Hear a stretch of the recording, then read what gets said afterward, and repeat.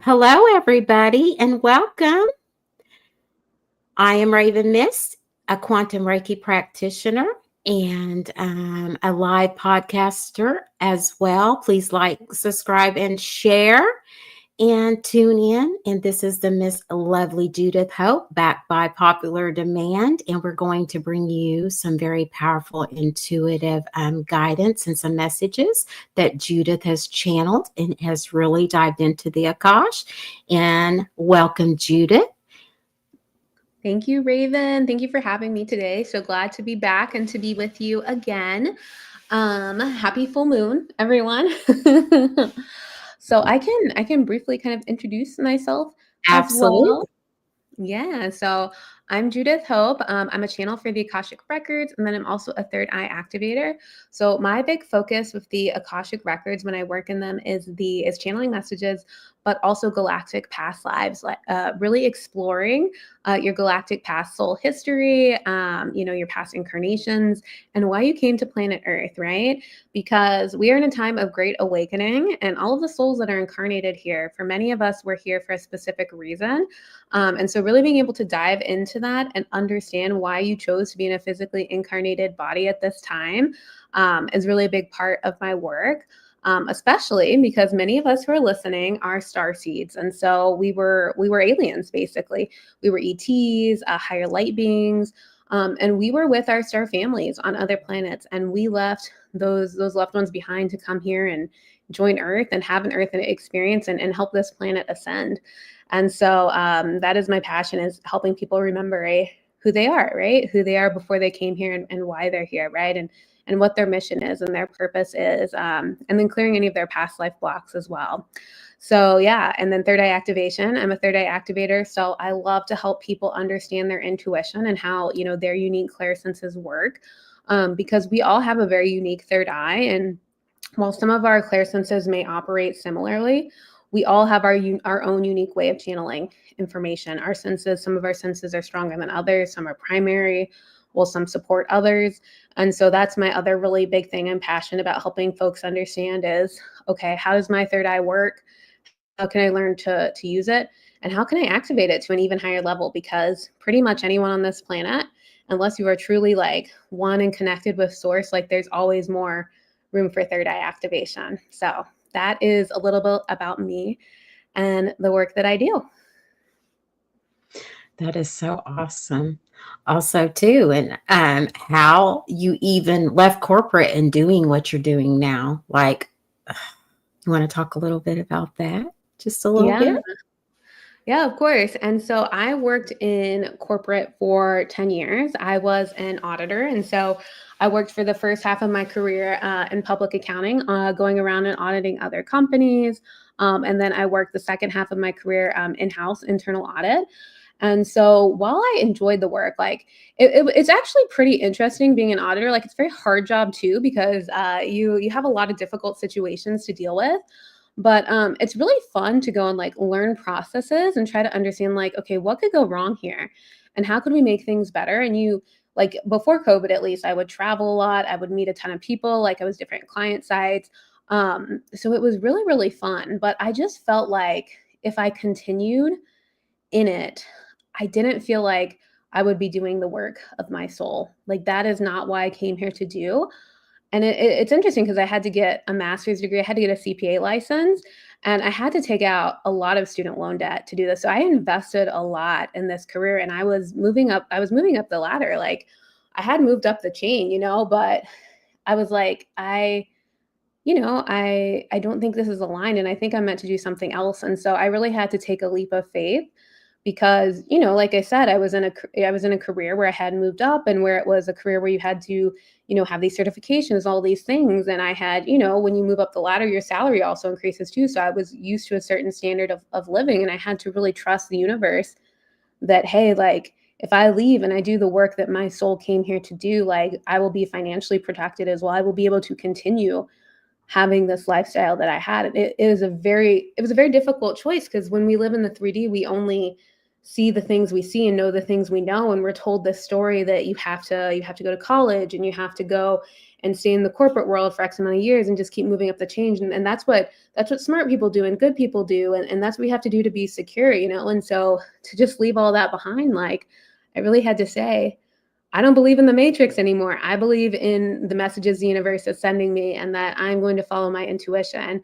And so far it's been great. It's been paid off. And I just continue to live in that faith that if I follow the alignment of my soul's purpose, that I will have the lifestyle and the life that I want. So it's been a really empowering experience, Raven. Exactly. How not just powerful, beyond powerful, quite honestly, but not just that. So freaking fucking, I'm going to say it, inspiring. Like it's so freaking inspiring. And, anybody out there that listening now or even in the replays will just, have them that really change their perspective maybe in some way and really like, hey, is this, follow their dreams and follow their goals. You might think that your life's going one way and then, your heart desires are literally pulling you another way and you literally listen to your soul's calling.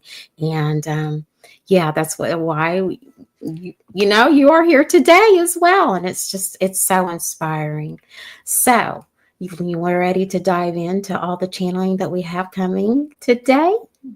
Yeah, let's get started. So we have our message today about trusting the universe. And so when I was tapping in to kind of see what came through, first a message about the recent election came through first. So I just want to talk briefly on it. We're about a week out from the election now. So I think things were pretty like there was a lot more energy there about a week ago, but I still feel like it is important to kind of talk about some post-election thoughts and some channeled messages from our ETs that they want to talk about.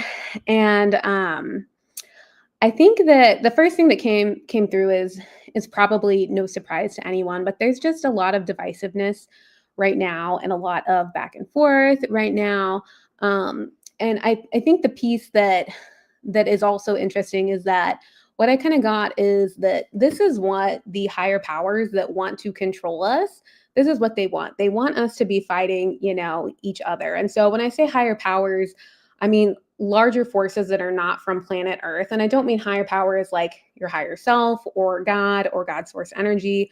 I mean higher power as other galactic beings that are out there and want to control planet Earth. I have experienced the energy that these beings are sending to the planet whenever I have taken plant medicine, and I have really been able to open up and feel those frequencies, and they seek to control us in a numerous amount of ways. One of the ways they do that is to just have us fighting each other, right? Because if we're fighting each other, then we are just trapped going back and forth, and we are trapped in the delusion of the 3D and not ascending to a higher level of consciousness. And so the way I've seen it before is that if you are in a higher level of consciousness and you come into a physical body, it's like you're up here, you're seeing all this stuff. You can see it for what it is. You can see this darker energy attaching to different things. And then when you jump into your physical body, it's like you put on these rose-colored glasses and you can't see it anymore. It's just like, oh, everything is fine. Like everyone's just hanging out and you can't see what's really going on a higher spiritual level. And this is exactly where these darker galactic ETs want us to be. If any of you have read Crescent City by Sarah J. Maas, I've only read the first one.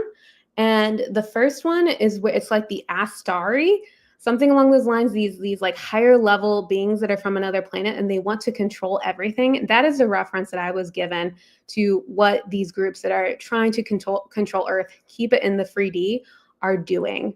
And so to go back to my original point, they want us fighting against each other, but we don't want to fight against each other. We want to fight for each other, right? And I think that we have to remember a lot of times when people are voting, whether that's in the presidential election or in any other elections, a lot of people are unfortunately voting out of a fear-based reason, right? And so whether that's like you're scared about the economy and you're not going to have enough money to pay your bills or support your family, put food on the table, pay medical bills, or maybe you're a person of color or a woman or a person in the LGBT community and you're afraid my rights are going to get taken away from me. I'm not going to be able to get the care that I need, or I'm not going to be able to marry who I want. or do any of those types of things. A lot of people are voting based off of fear, right? And I would say myself, I have had times where I have voted based off of my own personal fears. And so we need to be able to remember that and have compassion for each other in that knowing. And I really want to, knowing that and saying that, I really want to encourage you all to really think about how you can, instead of fighting each other, fight for each other. So what you can specifically do, probably what you're good at and what is aligned to your higher purpose, right? Your soul's purpose, the reason your soul came to planet Earth and incarnated into a physically human body, right? So I'll give an example of myself. And so a few years ago, something that really started to bother me was recycling. And so I just felt like I was like constantly going through so much trash. I was just like, it's like you go to the grocery store and like everything comes in a package that has to be thrown away. And like, in order to recycle the package, you have to like clean it. And you have to like take the label off, and it's so much work. And I'm like, well, if I put in the dishwasher, that's like wasting water. So then that's kind of like counterbalancing the recycling. And then it's like, you've got to live in a building that has recycling. And like, I've lived in buildings where the landlord doesn't pay for recycling. And it just felt like so many barriers for me to like be able to fully recycle stuff. And I was just looking and I was like, I'm like one person, I have a giant bag of trash every week. And it would just stress me out because I'm like, what can I do? Like, I can't stop this problem. And so eventually one day I just had to stop and I just had to say, there are other souls here that came to planet Earth to help with recycling, right? And they incarnated in physical bodies and they're having a large role in figuring out how do we help with recycling.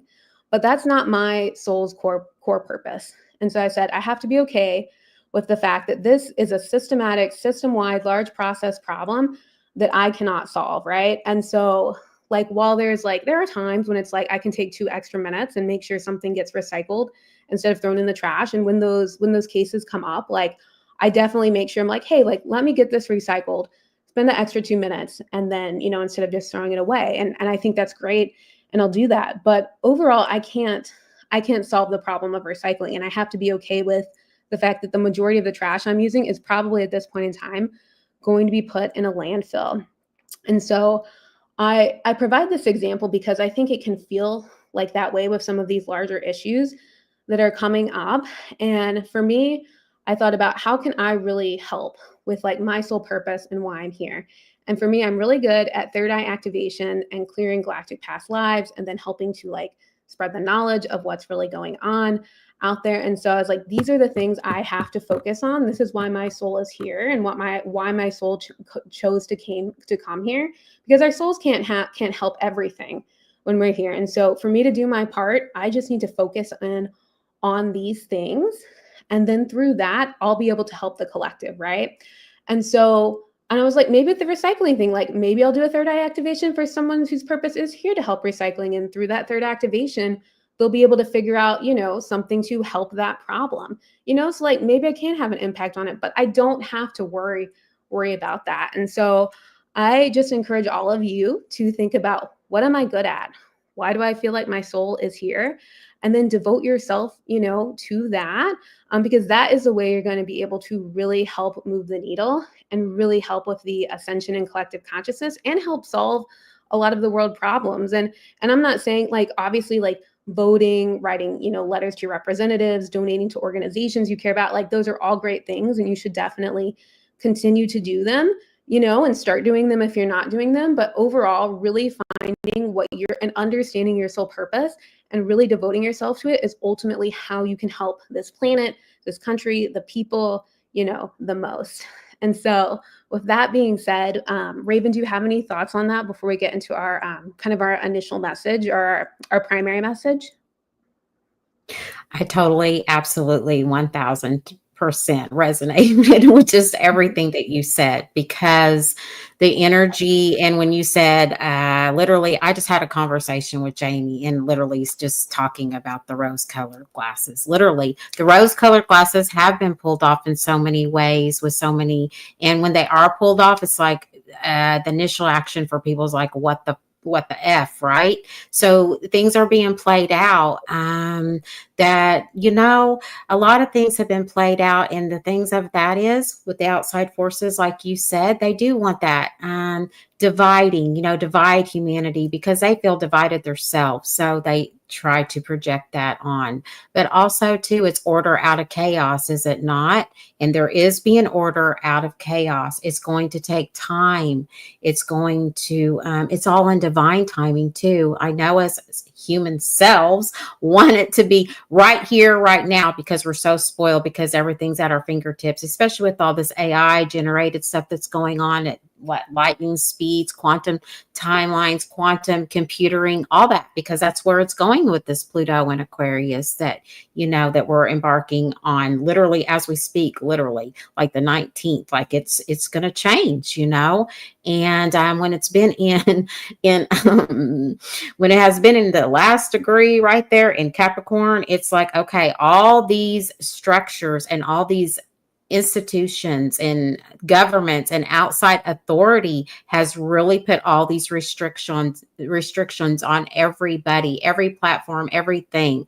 But literally, when that does shift out and it does shift over and starts going direct, all those things that have been restricted are no longer. There's going to be some restrictions, yes, but not as much as what it was. And that was just, are you going to be more self-disciplined? Are you going to be more self-aware? Are you going to stand in your truth? Or are you going to overcome your fears? And are you in this full moon as well? Are you going to be grounded in that and grounded in that knowing, and be practical about it as well? So let's get started and see what you got.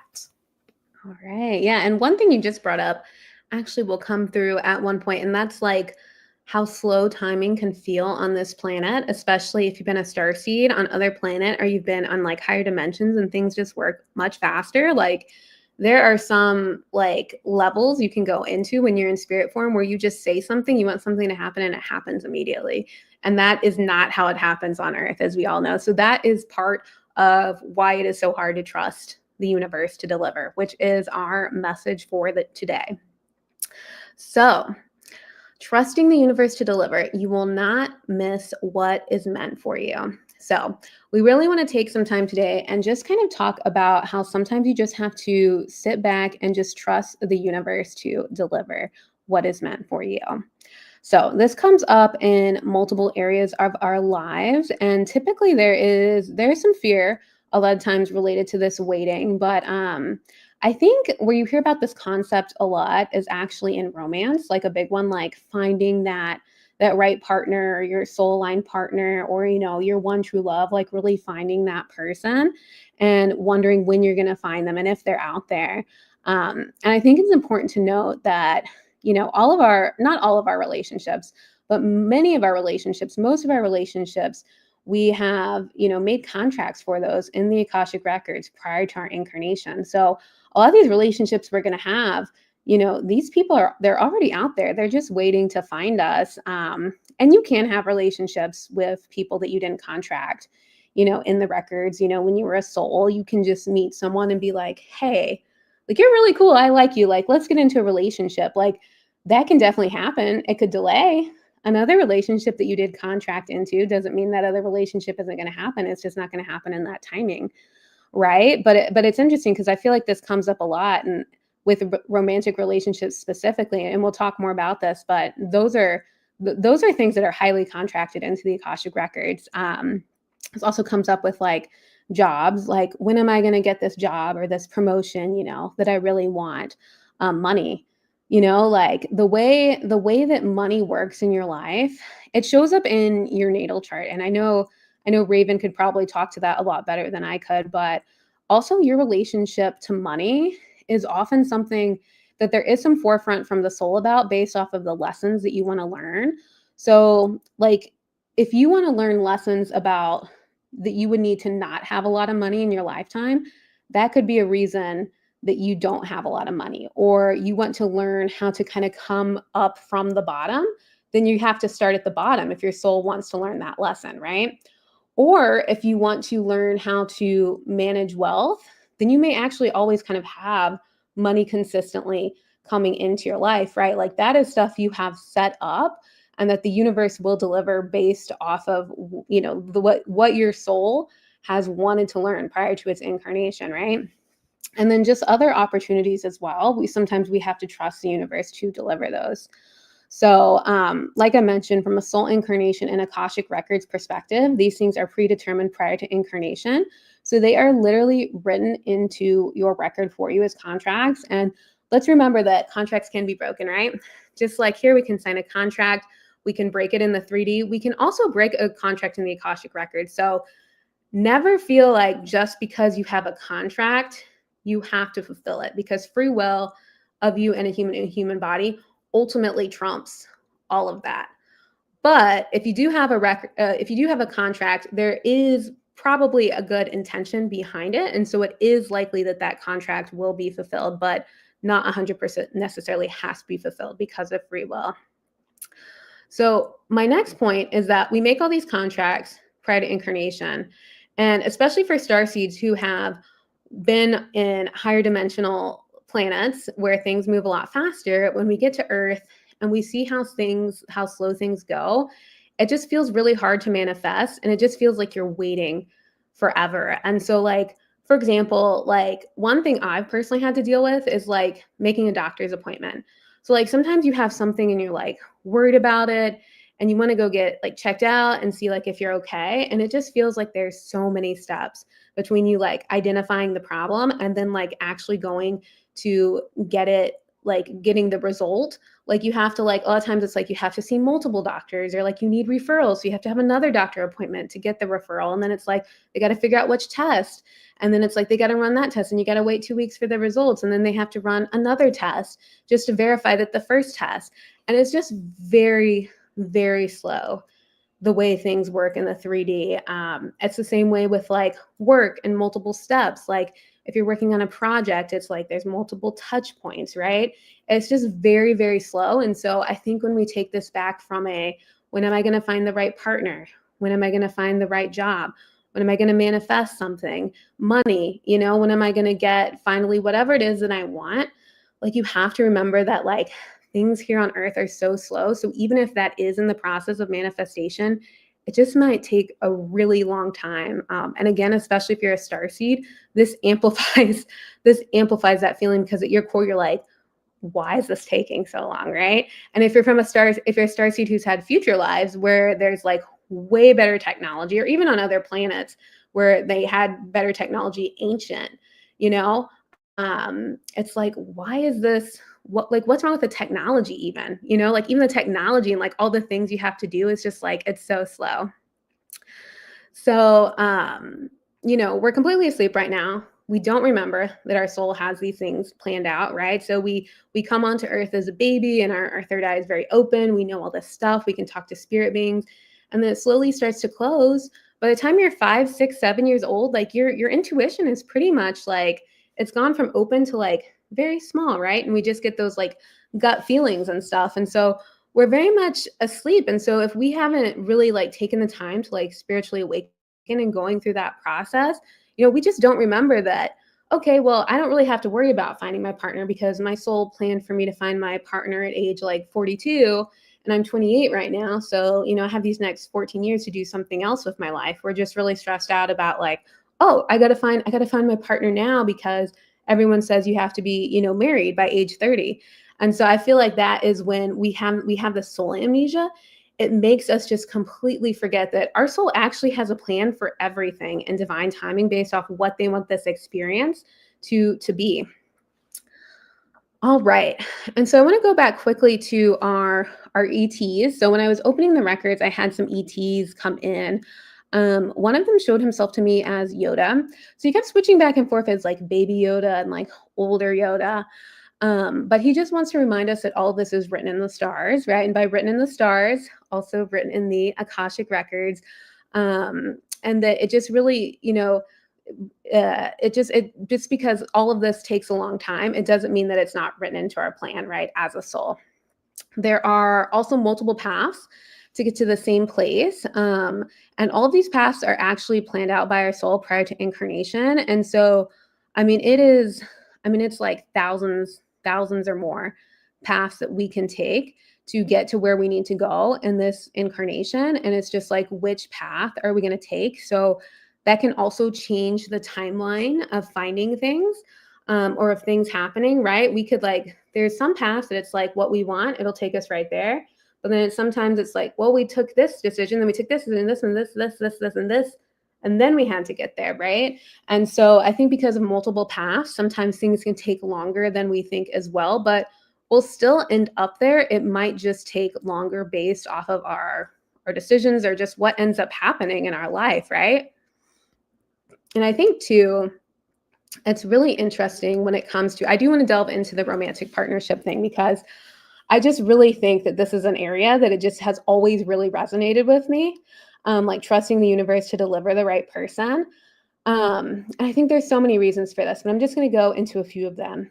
So like certain relationships, like because there's so many different like meeting points for a partner, like you may be like in the same kind of like geographic location or circles as your partner, but you just haven't met them yet. Like I know so many people who are like, okay, like I met my partner, and like one of my coworkers was like, she went out with some friends, and her husband now like they had the same mutual friends for like years, and she went out with these friends, and her husband was actually there where she was, but she like really pretty much just ignored him because she had other priorities, things on her mind. She was like talking to other friends, like doing other stuff.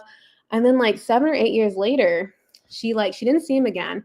She like met up with those same friends, and she like hit it off with him, and they started dating, and then they got married.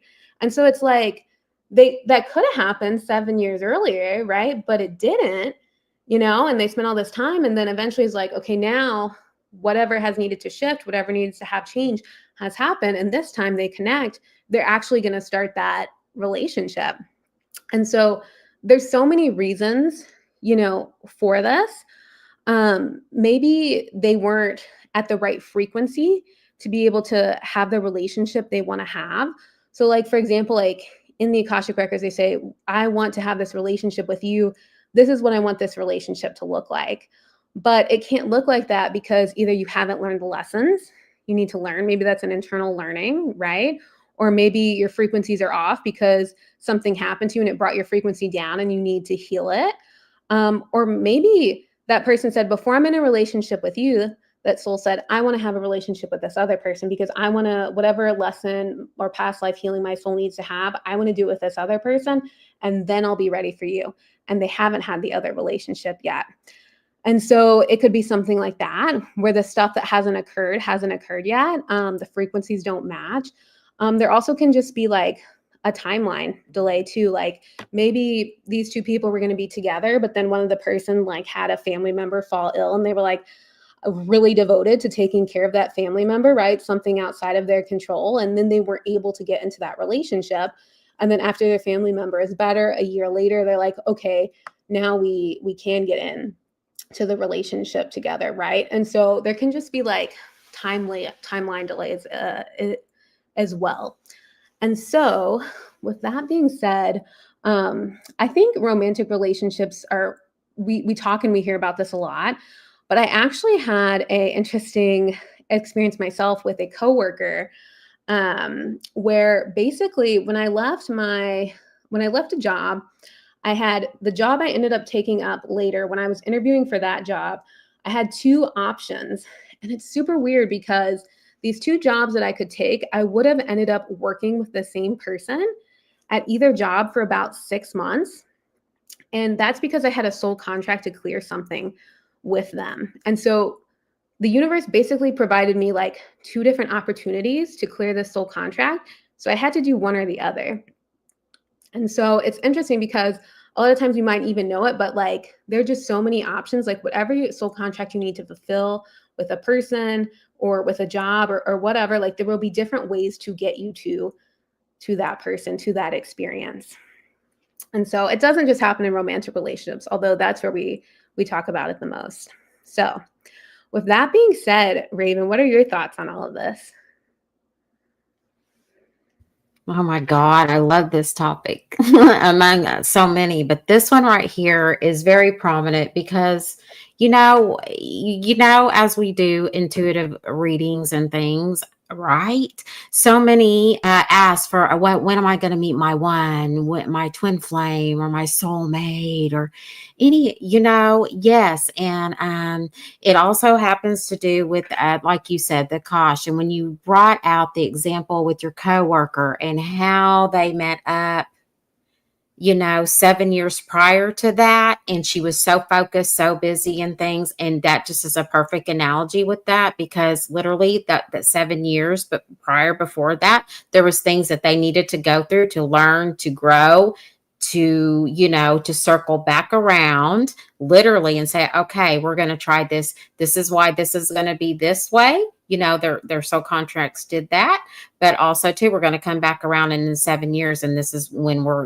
wow, we're going to really, and I can use that analogy with my oldest son. Literally, that's exactly how it happened with them, literally with them too. They met basically that he was out with some friends at a pub, right? And she was the bartender there, a hostess.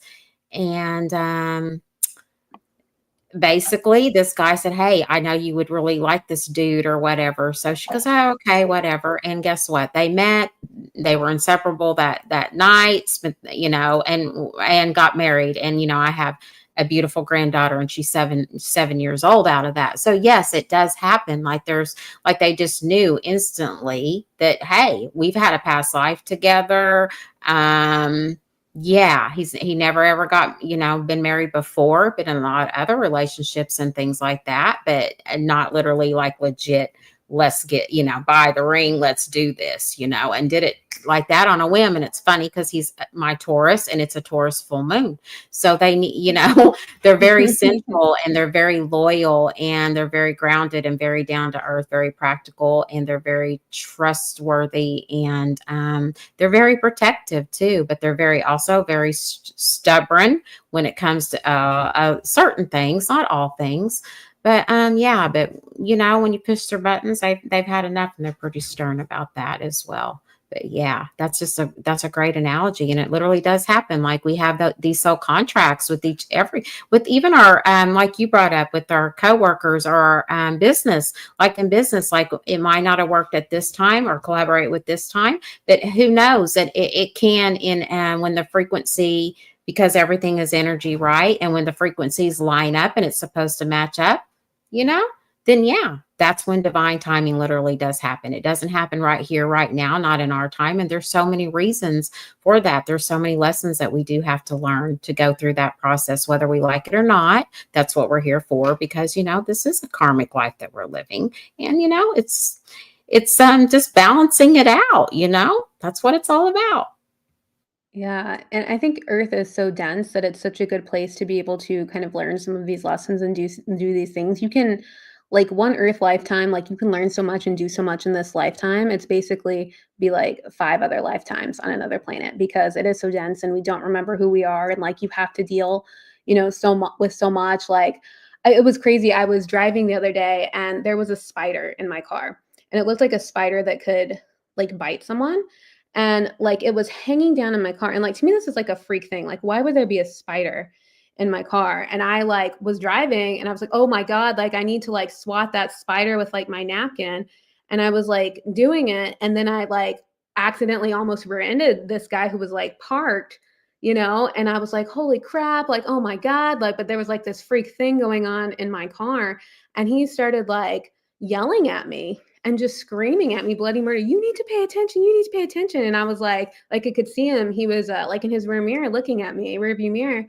And I was like, there's literally some kind of like freak situation of like this spider that could like bite me and harm me going on like in my car. It's not like I'm just like driving around and like not paying attention, but he was getting like whatever had happened really triggered it in him and upset him. And so I had all this like crazy energy coming at me that I didn't necessarily feel like I was being flippant or like neglectful or like deserve that energy. So like when we're on earth, like the amount of emotions and things that are hitting us are so great. It's like it's just so much to like constantly deal with. And so I think it's a lot of lessons for the soul at like a very, very fast pace. But I did want to share one more story about two soulmates meeting.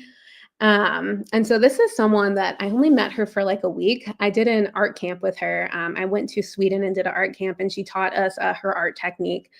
But she said with her current husband, she was married to someone else, but her husband was also an artist, and they were working at the same like artist workshop or something, and they were friends. And she said one day she literally just hugged him, and she knew immediately that she needed to leave her other husband and be with him. And so sometimes that soul recognition is just like instantaneous. Like you just touch like that and you just know. And like that was like when the timeline was activated. It's like it's time. And that just sounds insane, right? Like how would you, if we're in this 3D reality, like how would you just know that you're supposed to be with someone from just a hug? But that was like her intuition, and that was the activation of like, okay, like your first partnership, the timeline has ended, because when we contract into relationships, they also have a timeline, right? And ending those is not always convenient, because like in her case, she was still married to someone else. Like sometimes you have children with like the other person where the timeline ends, or you have a house together, or you have all these other, things. But in her case, she just like, she knew and she did it. And I don't even know if she was a spiritual person. That was actually when I met her, was at the beginning of my awakening. And so I wasn't really talking about these concepts too much. But one thing she did do was she got that knowing, that claircognizance that came in. And like, I imagine there's some clairsentience too. Because with our claircognizance, that's just when we know information. And then like clairsentience is when we feel it in our body. So when she received those, she said, hey, like, this is my person, this is, and I'm gonna start something with them. And so I think it's just like a very, very powerful, powerful story. It's very powerful. As soon as you even said these things, and when you said, exactly, when you said this, when you said they literally embraced each other and gave that hug, I literally instantly got God bumps all over me. Like, yes, like intuitively led, like she really listened to her heart, her soul. Yeah, the things that, and that you just know.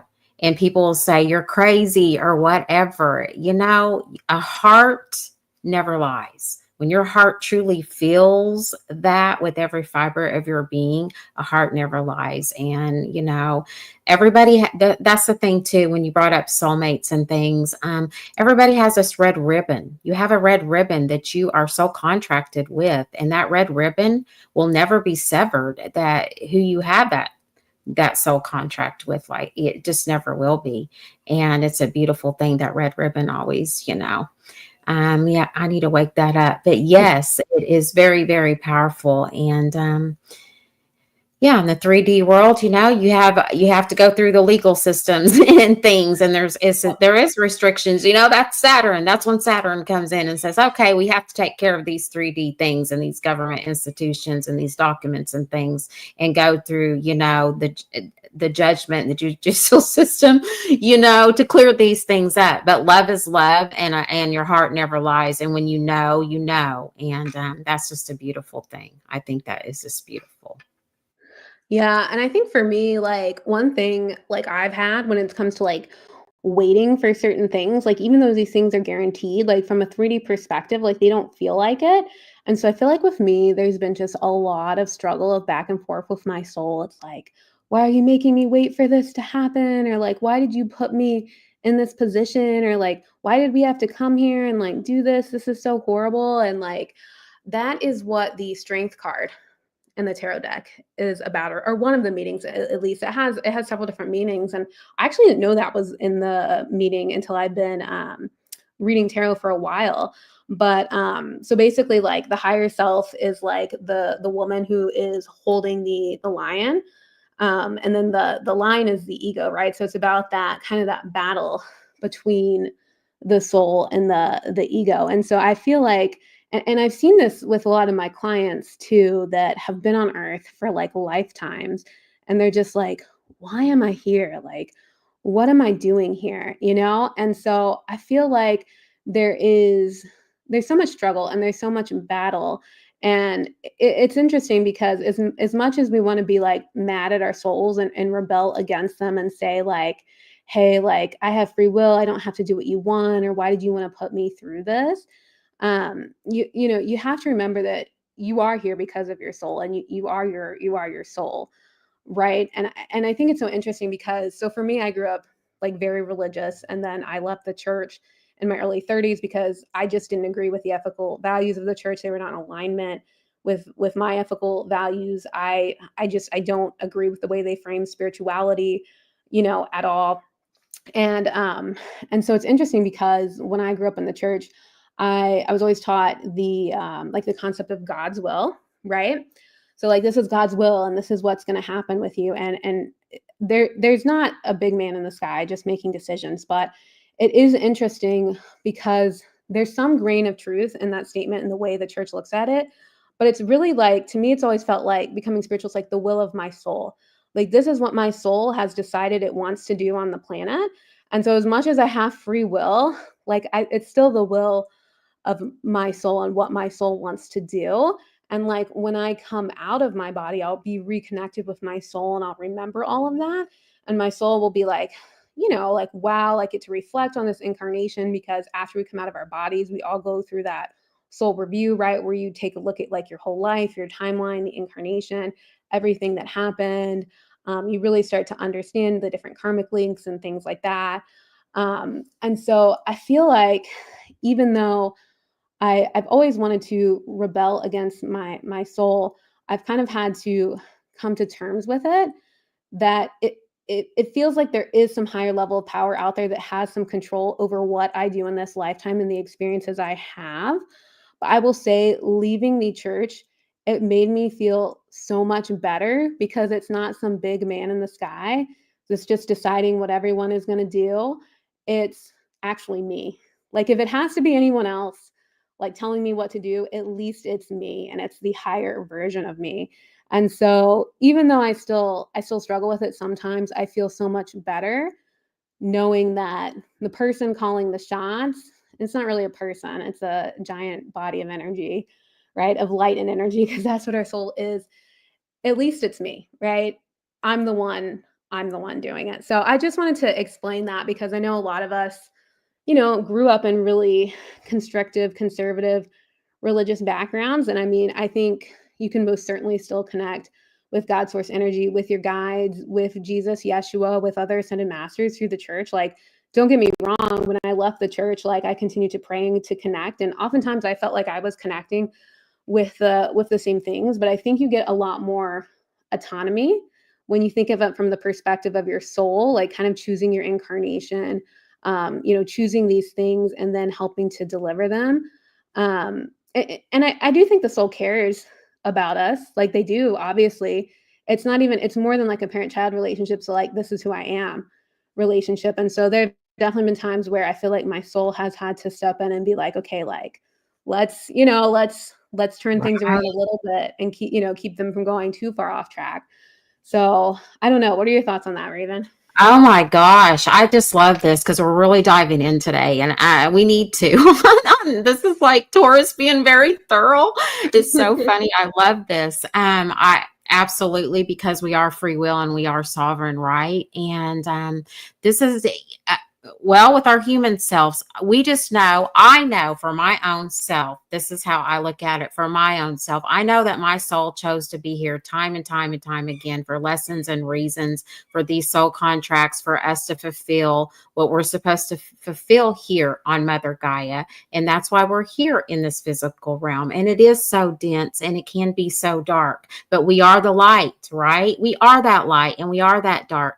And the universe doesn't know any right or wrong, or it's neutral. So therefore, I do know this, that my soul chose to be here, and I thoroughly trust in my soul. I know my soul's got me. I know my soul never judges me. I know my soul will always love me unconditionally, which we are going to wake up what unconditional love really is, which is God's source. God's source is unconditional love. It is unconditional love. No shame, no guilt, none of that. God is literally living in each and one of our consciousness. That's why we are created as humans, here on this earthly realm with Mother Gaia, because she is physical and we are her children, like dust and stardust, but we're also earth dust and to dust, right? And as above and so below. And also too, as being star seeds, we have been on so many different star systems and things. And Mother Gaia is a binary star system. Like, she does have that soulmate. She literally, this is how we've been birthed. We'll go into that at a later time.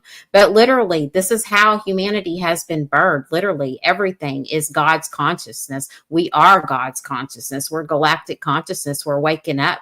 Some of us are waking up to who we truly, truly are. And yeah, there's going to be a lot of questions, because why? Because with the stigma of religion, and I'm not putting no judgment against that at all, because I can totally resonate with you on that, because I had to break out of that. I did not agree with it either, because I was raised Seventh-day Adventist, and it was very, very strict. And there were so many things that I knew as a child that I was very much of aware, and I was very much awake. Like when you talked about the third eye, and how as we get older, time gets, life gets away, and we block out so many things, and and then when we do go through, come back again and come back into our true awakening, things that we went through as a child, it all flashes back just like that in a lightning flash of speed, right? And you're like, wow, okay, I knew this when I was a child. No, I am who I am. I should have trusted in my intuition. And how come this doesn't sit with me? Because my God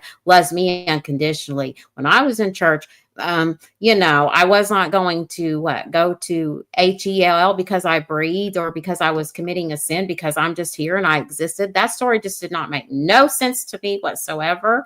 And not to mention, my soul was telling me that's a lie, even when I was a small, small child. So I went into more research and just digging into things like, everything we've been taught here is a lie to keep us from not loving ourselves, stepping into our true selves.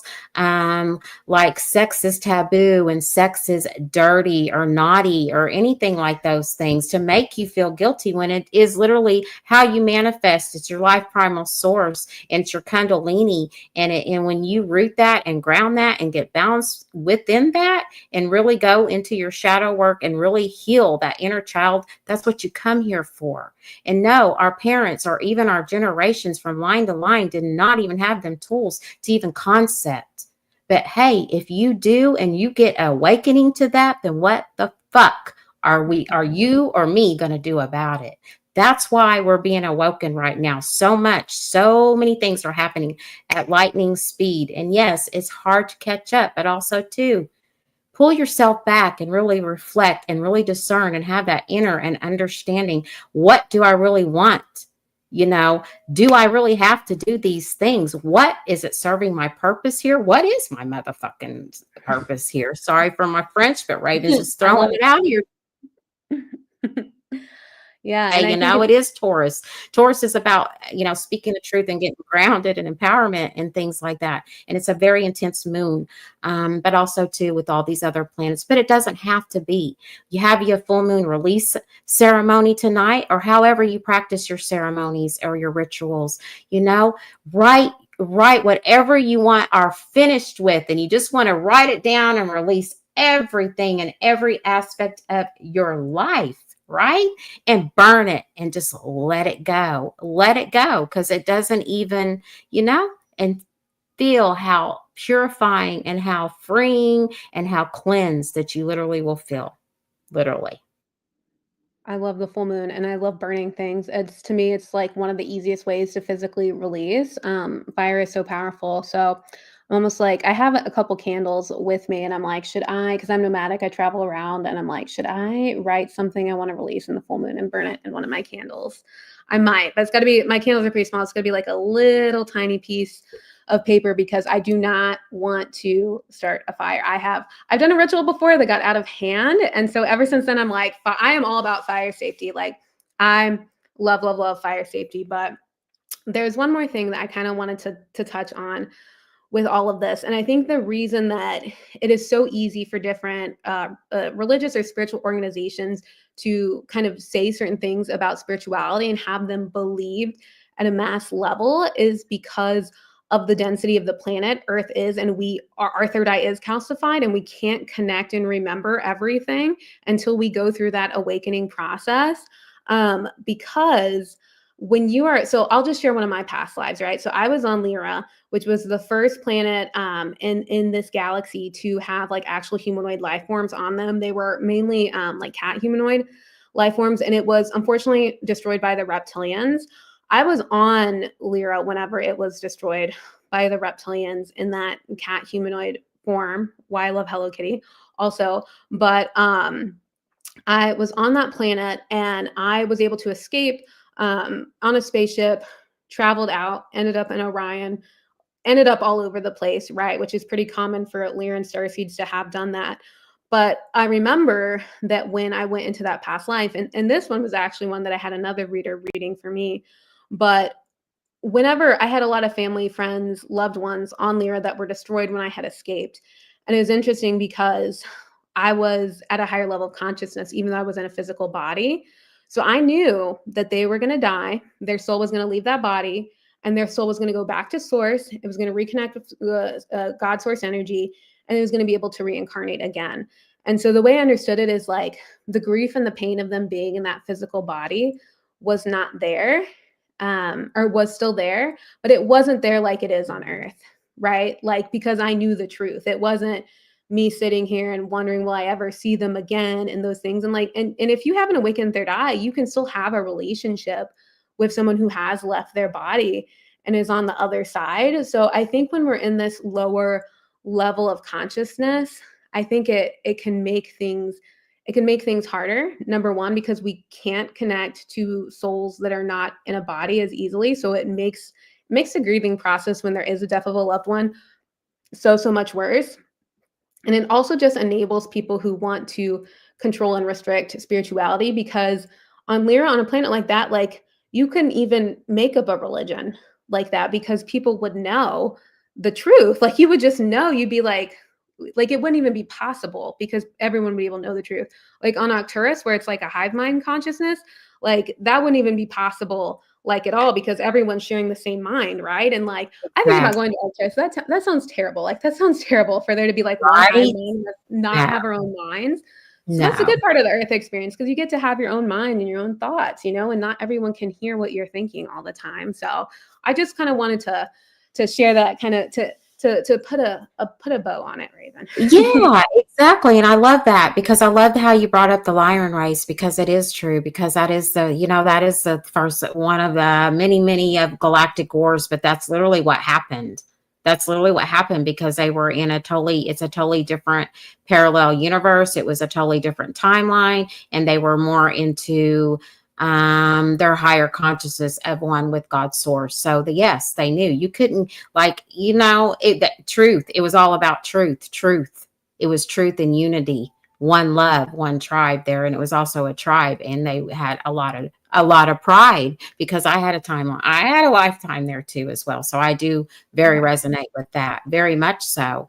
And with Arcturian, no, I don't want to be in that hive mind thinking. And when you even brought up, been there, done that, no, thank you. And that can be here if you choose it to be here. That's what they want you to do, but this is what's the beautiful thing about being here on Mother Earth, Mother Gaia, is because we have free will, and we are free and free will thinking. And also too, we're sovereign, and that's a lot of, a lot ain't even, they're not even talking about, like, hello, we're free will and sovereign here, people. And we do have choices, and there is an action and a reaction to everything. And it's always literally about balance. So whatever you put out into this world is literally going to come back to you. It's however you choose it to do so. And, and so many don't even take accountability for that, or can even grasp that. And there's so many projecting going on and things. There's a lot of turbulence going on in so many relationships, and a lot, when you brought this up, that's why the channeling has been so strong with this, with this with the post-election and all the energies. And here we're going to have holidays are coming up as well. And it really disheartened Raven to see people were unfriending people on social media platforms. People were literally filing for divorces, or I can't be your friend no more because you chose this party, you chose that party, when all those parties are really with the same party, and they're just, it's a world stage. It's like Wizard of Oz, and there's just a man behind the curtain, really. Why would people give their power away to outside authority when they don't even know what the fuck they're even doing? And that, I'm just being honest with that. So whoever chooses or whatever, it will be what it'll be, because it's universal law. So that's what's going to happen. That's what's going to take place. We just need to, tap in with our own self, keep our family and our health, and keep ourselves as a unity, and build that community with your loved ones, with your friends, and find your tribe that you really vibe with. Because with this Pluto and Aquarius in the next 20 years, it's all about technology. It's about your brand. It's about being your own boss. It's about literally rebelling. Uranus is saying, you know what? It's time to rebel, child. What is not working for you is not going to work no more. Quit repeating the cycles, because, it's like a hamster wheel. Are you going to get off that hamster wheel? Are you going to keep going and going? What has worked for you? Is it going to work for you if you keep doing the same thing? No, it is not. So that's why these things are happening. And so many unexpected transformation. That's got a lot to do with Uranus. That's why I'm saying this, because Uranus in Taurus has been in retrograde, and it has been for the last few years. And it's really, really, and if you want to do things, if you know your chart, it's where your Mercury is in your chart, in your 10th house, where that Mercury is in your chart, and also to your 7th house. Your 7th house is your relationships. Your 8th house is your inheritance and your shared resources. That's Scorpio. Your 7th house is Libra. You have to balance that. You balance your relationships, and you have relationships with your friend, your family, your coworker, all those things. Are they in alignment with you? You literally have to be truth with yourself and ask, are these things really in total alignment of where you are going on your journey right now? It is very vital. And that's what Taurus is asking. Yeah. Yeah. And I think it's so interesting too, because like all this stuff that's been you're talking about with like the election and people like saying they're going to divorce and unfriend each other and stuff. And like, I don't want to get too much into like specifics, but like what we're seeing is like the human level feels very different than what's going on the galactic level. Like, I don't know if any of you guys have heard of Debbie Solaris, but she is like the leader, like in galactic history, past lives, like galactic DNA and stuff. And she has done some reels on her Instagram about the soul origin of some of the candidates. And it's just very interesting, because if you look at the soul origin of these candidates and what was going on from a galactic perspective, it's just so different than what we see from our perspective. And for me, that's one thing I really had to like toggle in, and understanding like, okay, here's what's going on from the galactic perspective. Now, here's my experience as a queer woman in the US and who I want to vote for. But then here's what's going on like at a galactic level. And here's what's going on the international level. And so it's just like this fighting, and in between, it's like nothing is as it actually seems, right? And a lot of this it's just using us to pit each other together against, each other. And so I think for me, I'll just go ahead and say, like, I ended up voting third party, just because from the galactic perspective and everything, I was like, I got messages like these candidates, like, you can't vote for them. And so I think it just, to me, I think one thing that the Matrix does is it does red versus blue, right? And that's just another way to pit humans against each other. And like, it doesn't matter either way. Like, we're just tearing each other, apart. And so I think it's so powerful with what you're saying, Raven, that it's like, if you're getting into that, like, that's not where your focus needs to be, right? It needs to be at a higher level of consciousness, what you can do, the message that we started out with, right?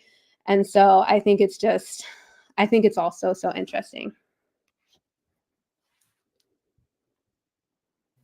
It's just very interesting, because this is the time right now to, like, really, like I said, reevaluate everything that's literally, like, 2025 is really just literally as we speak, right? Around the corner. And it's like, what is reevaluating your beliefs, what you believe in, and this, like this post-election, what we're bringing up and what's kind of coming in strong with the energies and stuff. That's what it's literally asking you to do, like really reevaluate what you do believe in. Like you said, you trusted within your own self and said, no, these candidates don't work for me, so that's what you went with, and it just is very disheartening when I have seen their energy, people's energy be depleted all because they're giving it out and they don't even realize that they just really need to pour it within themselves. And with this Taurus full moon, it is about self-love. Taurus wants to be nurtured. They love to be cuddled. They love food. They love the taste and the high quality of things, that the elegance and things like that. So yeah, it's all about self-care, being grounded, and literally transmute what you really got going in all aspects of your life. And also too, this Pluto was in a critical degree, like I said, in the 29th degree of Capricorn, which that adds so intensely of your old patterns, your old paradigms, and no longer serves your growth. And it is about deep transformation. Pluto is about deep transformation, and Pluto is your soul revolution. It's your sexuality. They don't talk about it. They always talk about Venus, well, hello, Scorpio. Pluto rules Scorpio, but it also rules Mars as well. And that is your passion. That is your sex. That is your intimacy. Like Scorpio, being the Scorpio sun, Scorpio is intimacy, like see into me. That is literally what Scorpio is saying. See into yourself, see into me. We are mirror reflections, are we not? So when we really look at our own self and have that inner knowing and that inner understanding and have that reflection within our own selves and we mirror it out, it's literally a ripple effect. So what do you think about that?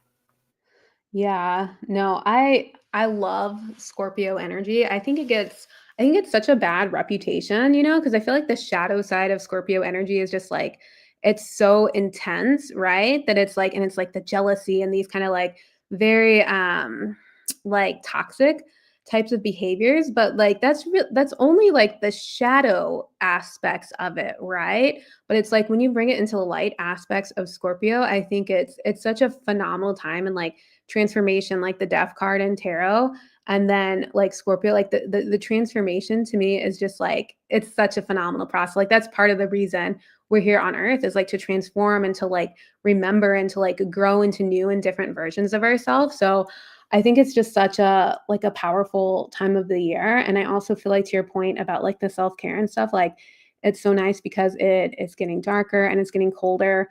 I'm originally from, Texas, so it's still kind of hot there, but I've been up in the Northeast and it's just been like so nice to remember what it feels like to be cold and to get to like have a warm drink and like, do those things that like, like if I'm in Texas, like no one wants to have like a warm drink, right? Like right now. And so like it's just been like so nice. And so I feel like it's a great time of year. And remember too, the veil is still thin right now, right? Because it just opens on Halloween. So I should be going to Salem this week and getting to kind of tap in there. So I don't know what energies I'll see or if I'll meet any different spirits and things like that. But I'm super excited for that. And this time of year. And when it comes to the full moon and the new moon intentions, I really get into those. I don't know about you, Raven, but I love especially the full moon intentions. I actually have my full moon intention candle. I'll share it. I'll just show you guys real quick.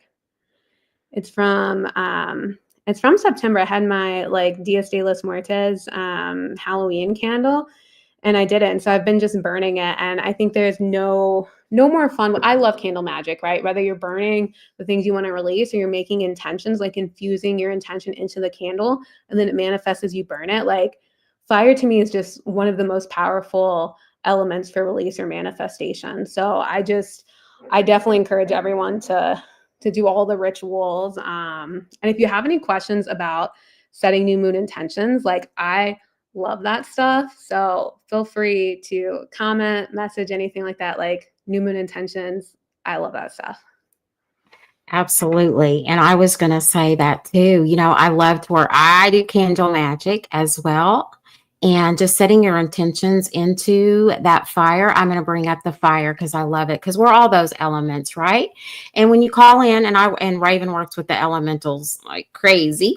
And when you're calling in that elemental, you can also ask the elemental of the salamanders. The salamanders are literally the fire. They literally are the elementals that really work with the energy of the fire. So it's beautiful. And yes. And if there's any questions out there that you have for me or Judith, feel free to put them in the chat as well, because that's what we're here for. If you want to know anything about what's going on, like a general thing that's going on right now in your life, or want to know something about your past life or your galactic timeline or anything like that, like Judith can open up an Akash and tune in and channel, and she can literally relay a message for that. And I do have the Akashic Records open right now. So I don't have anyone's individual Akashic Records open, but I do have the Akashic Records for the session open. So that's the cool thing about being a records practitioner, is that there's different ways to open the records and get in and get information. So I've really enjoyed kind of like playing around with that. But yeah, if you guys have any questions you want to know about like a past life, whether it's galactic, we can do Earth lives too.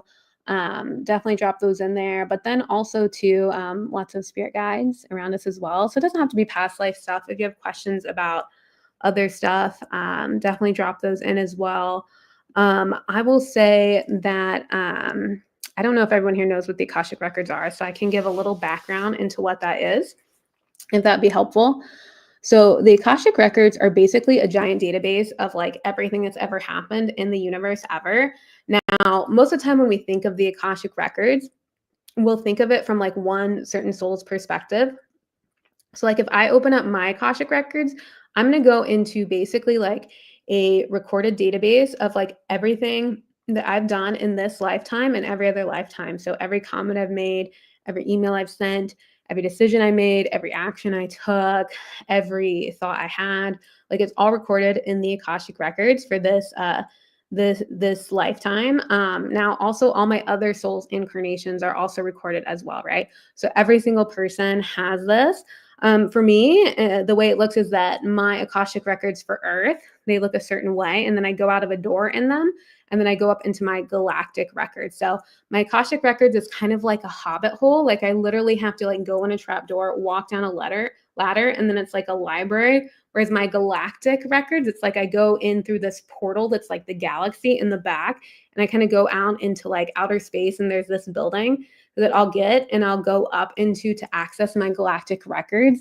Now that building is there's also the galactic portal chamber within that building. And so when I do my third eye activations with my clients, we have to get to a really, really high frequency. So I'll actually like have to take the clients up to really high levels within the galactic portal chamber. It kind of looks like, I don't know if anyone here has been in Chicago, but there are those two parking garages that look like corn cobs. They're like the corn cob buildings. That's what the galactic portal looks like. So if you go up to the top of that, that is like where I do a lot of third eye activations. And I actually did an activation on myself this afternoon there. I wasn't expecting it, but it was super cool, super intense. But yeah, so that's what the Akashic Records are. Everybody's Akashic Records look so different. So when I open up someone's records, like I never know what we're going to get. Sometimes it's like a castle or a spaceship, or we're going underwater into a cave, and then we're going to come out on the other side in a forest. And it's basically just like a big journey. Also say I'm very, very clairvoyant. So I'm seeing a lot of this stuff. Different readers will access the Akashic Records different ways. Sometimes it's just a feeling of you being somewhere. You're hearing different frequencies, different sounds to know where you are. So like the hearing is like the clairaudience, right? Whereas like the clairsentience is the feeling in your body, or you just know you're somewhere. That's the claircognizance, or you just know what happened in the past life. That's the claircognizance.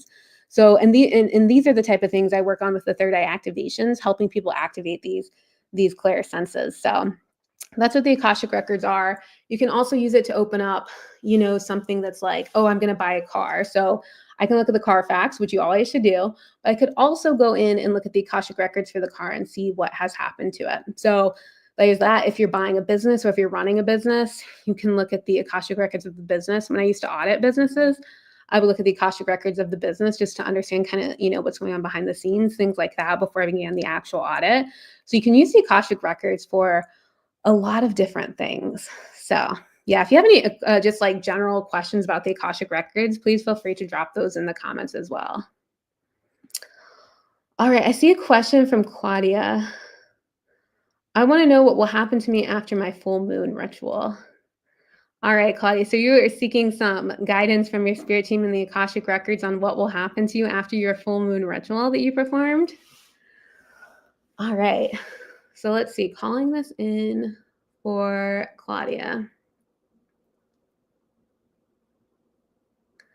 I definitely feel like you will continue to pay attention and be thinking about the ritual after you've completed it.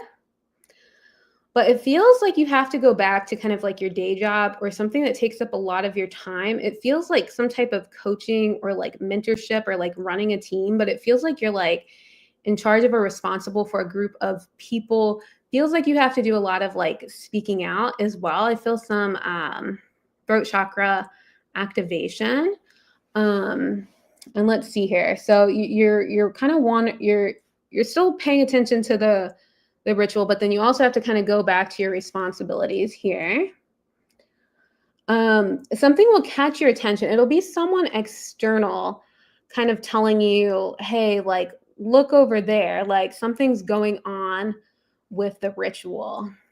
And then the ritual will cause, like, there'll be a little bit of chaotic energy surrounding what happened in the ritual. It'll bring something else up that you're going to have to pay attention to. And then that is going to cause you to have to go and kind of work through some of these other things related to whatever that ritual brought up. It actually feels like it's kind of the beginning of a bigger journey for you. And so I think that it's kind of showing that like whatever happened, this ritual is like, it gives you a ticket to like get on a boat and go somewhere else, or like go on a sightseeing tour, something where you're going to get a bigger picture, like vision, or you're going to go somewhere, or you're going to see things in a new perspective. It just feels like it's just going to open things up for you. I really think it's going to help with your voice activation. And I feel something in your heart chakra. I feel something in your heart chakra too. Yeah. And part of it too, I think, is remembering how things used to be or getting back to the core of something. I feel like there's something there too as well. So yeah. Yeah. And I think this journey eventually will get you to the point where it's like closing something bigger that feels like it's been pretty heavy for a while too, or it's just felt like a lot, or it's like a bigger thing in your life. So yeah. So, all right. So let me know how that sounded, Claudia. Yeah, let me know how that sounded. So, all right. All right. And then Alice says, I'd love to know if you have any messages for me, actually. Okay. So let's see. Do we have any messages for Alice?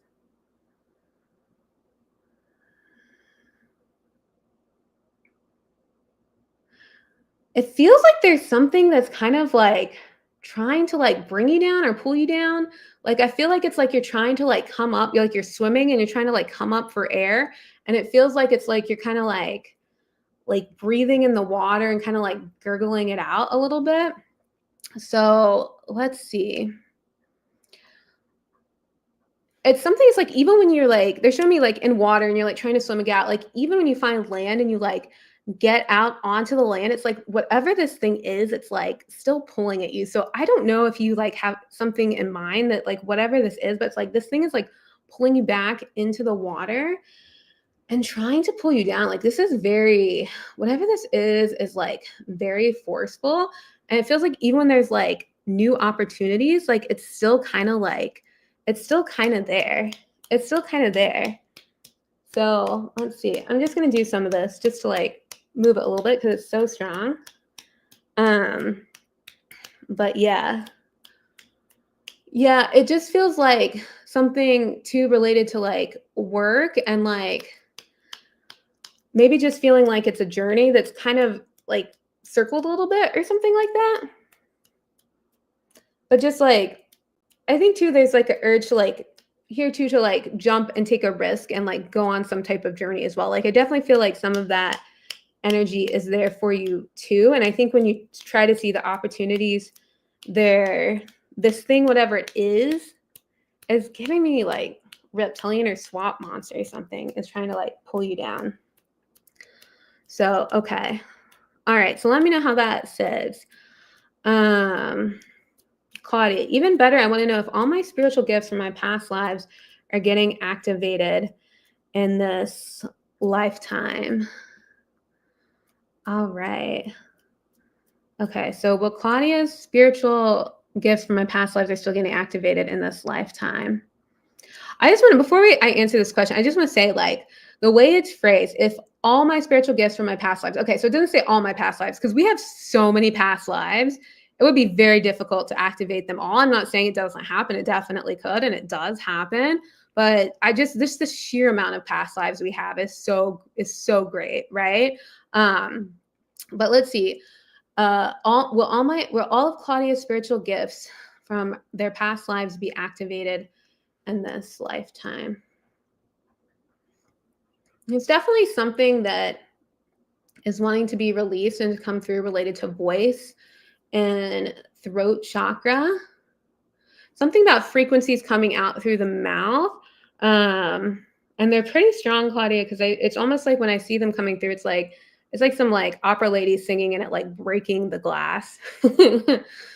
So it seems to be pretty strong. I think there's some wounding related to that I think is like needs maybe creating some type of block or needs to be healed, because when you break the glass with your voice, like you go to touch the broken glass and your fingers get pricked and you like start to bleed and you get a little bit hurt. So it feels like there's a past life, but then I see you like when your fingers have the blood on them from getting hurt, you're like doing this like war paint type of thing. So I think you also embody it and it makes you more powerful in this lifetime. There's definitely related to music, because I see you with like a xylophone too, potentially some like sound bowl stuff. It seems very like what's getting activated in this lifetime seems very like noise sound related. Feels like related to Sirius is what it feels like to me, Claudia. All right. So let me know how that lands, Claudia. Let's see. Katie said, I would also appreciate any messages. I feel so blocked in multiple areas and like I'm missing something important. So let's go to Katie's guides and her records. Question is, I appreciate okay. So many messages about where she is blocked. Yeah, there's something related to water. It feels like related to mermaid stuff. I almost see it's like a mermaid taken out of water, being out of your element, like a mermaid that's trying to like drag themselves up to ask for help, that's been taken out of water. So they're kind of dragging themselves along the ground, asking for help, kind of begging. So it seems like it does seem like a past life block. They're showing me that when you were this mermaid, you were on land, you were begging, you were physically taken and placed back in the water. And we were in some type of cage. It was like, honestly, kind of like Shamu at SeaWorld type of feeling. And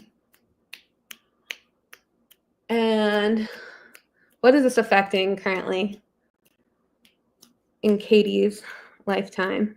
Just a second. What's coming in here?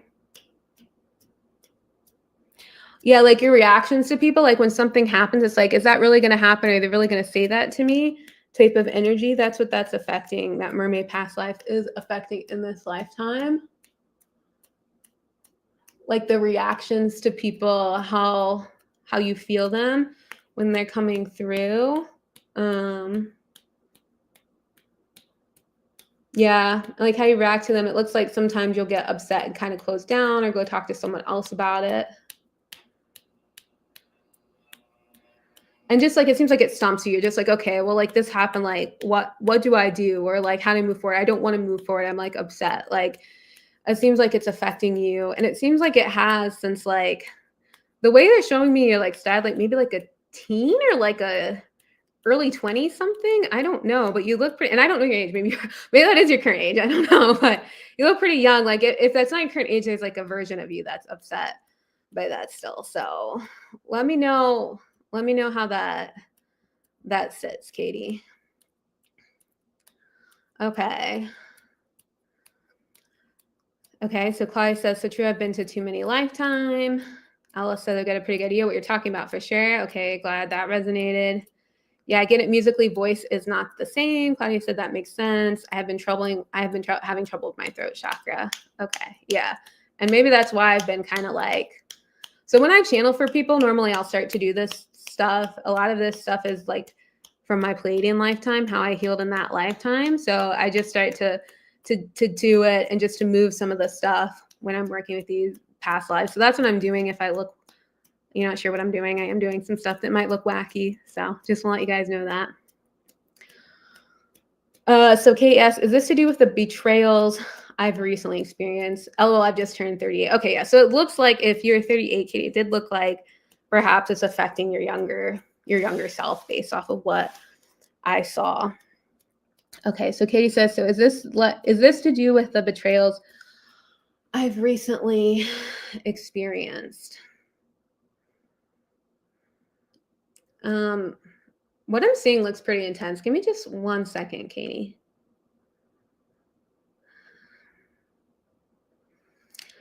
Okay, now I see what they're saying. So when I asked about the recent betrayals, it showed it like had like a knife in your stomach. You like pulled it out and you're like, oh my God, like what has happened? That's what they kind of showed me immediately. It definitely feels like this stuff feels like it's like a trigger point for it for sure. It feels like it's blocking your throat chakra. Like whatever's happened, it's like so intense, and then it's like it's like there's something like stuck there. Is how they're showing it to me. I think there's also a part of you though that wants to or already has like pulled this knife out, and it's very like there's just a lot to say there. It feels like whatever has happened, like there's a lot that wants to be said, and but there's something in the throat right now, and like you pull it out, and once you pull it out, you're like there's a lot and if it's a betrayal, like I totally get it. Like that would make sense. Like you probably do feel like there's a lot to be said.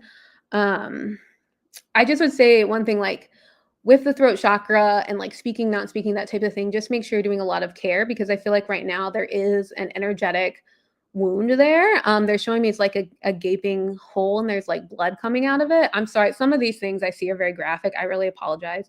I really apologize to anyone, but I would just say that there's definitely like some wounding there.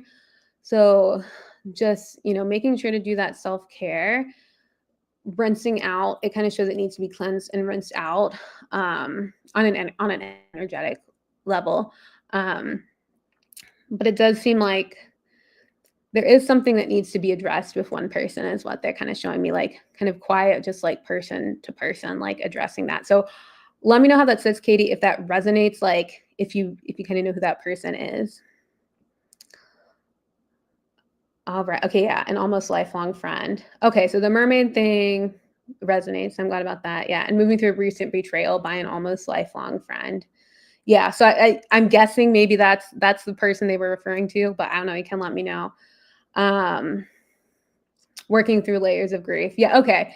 Okay. So it sounds like you've had some pretty intense stuff happen, Katie. So that would explain kind of those strong visuals that, that they're giving. So I think definitely like, yeah, just like continuing to like, do like work and healing and stuff. I think and self-care is super, super, super important here. Just kind of based off of the visuals I was given. So yeah.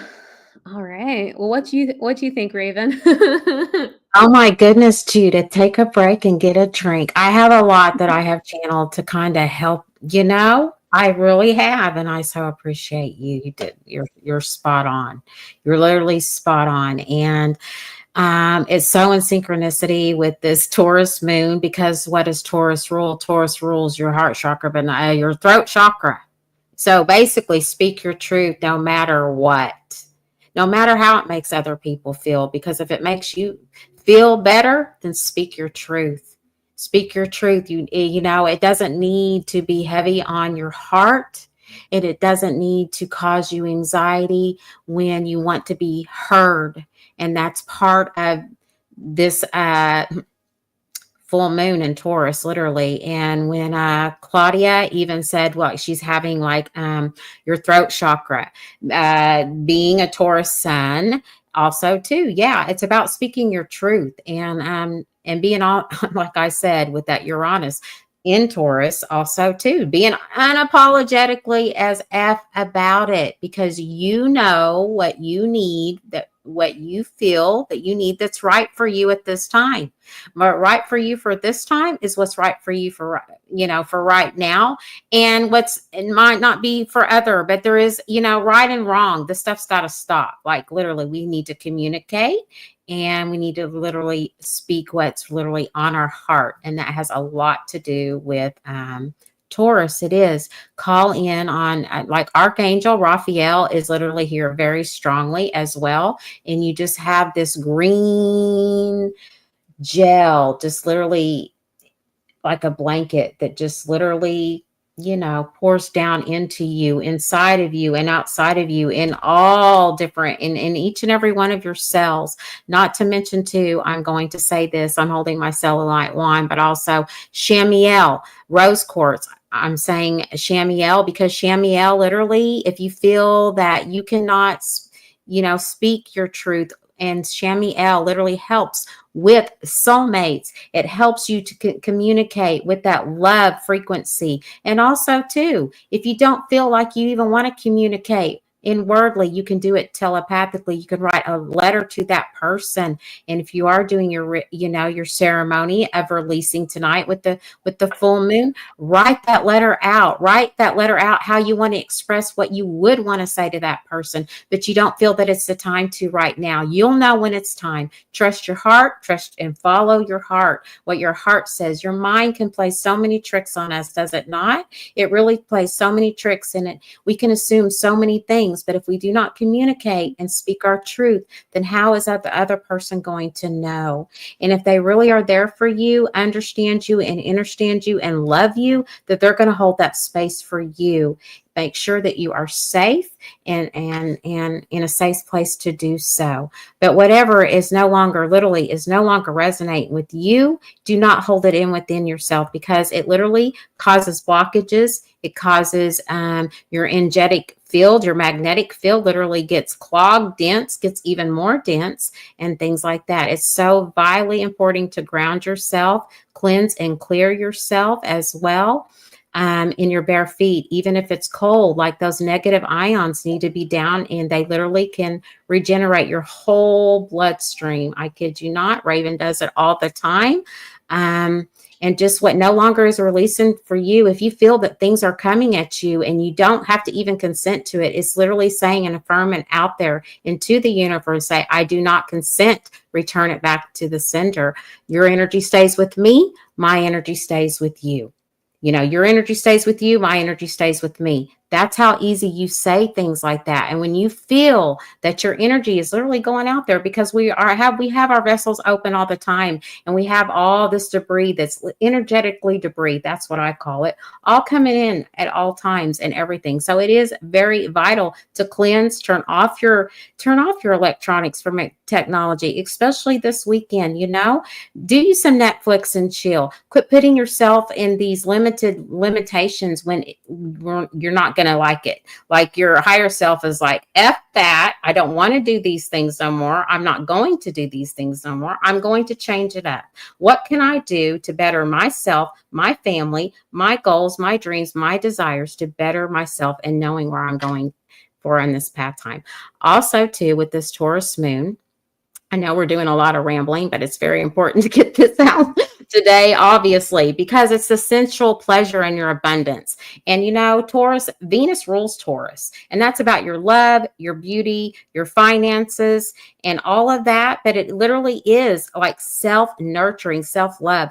get yourself in that candlelight, light you some candles, put you some Epsom salts in your bath, put you a few little herbs, some essential oils, whatever, music, and, dive in and just, feel your sensual body, tune into that dance, turn on the music and just let it flow. I know I'm moving and things like that, but it just releases and it let go. And you don't have to feel that shame. You don't have to feel that guilt. You don't have to feel any of those things unless you choose to.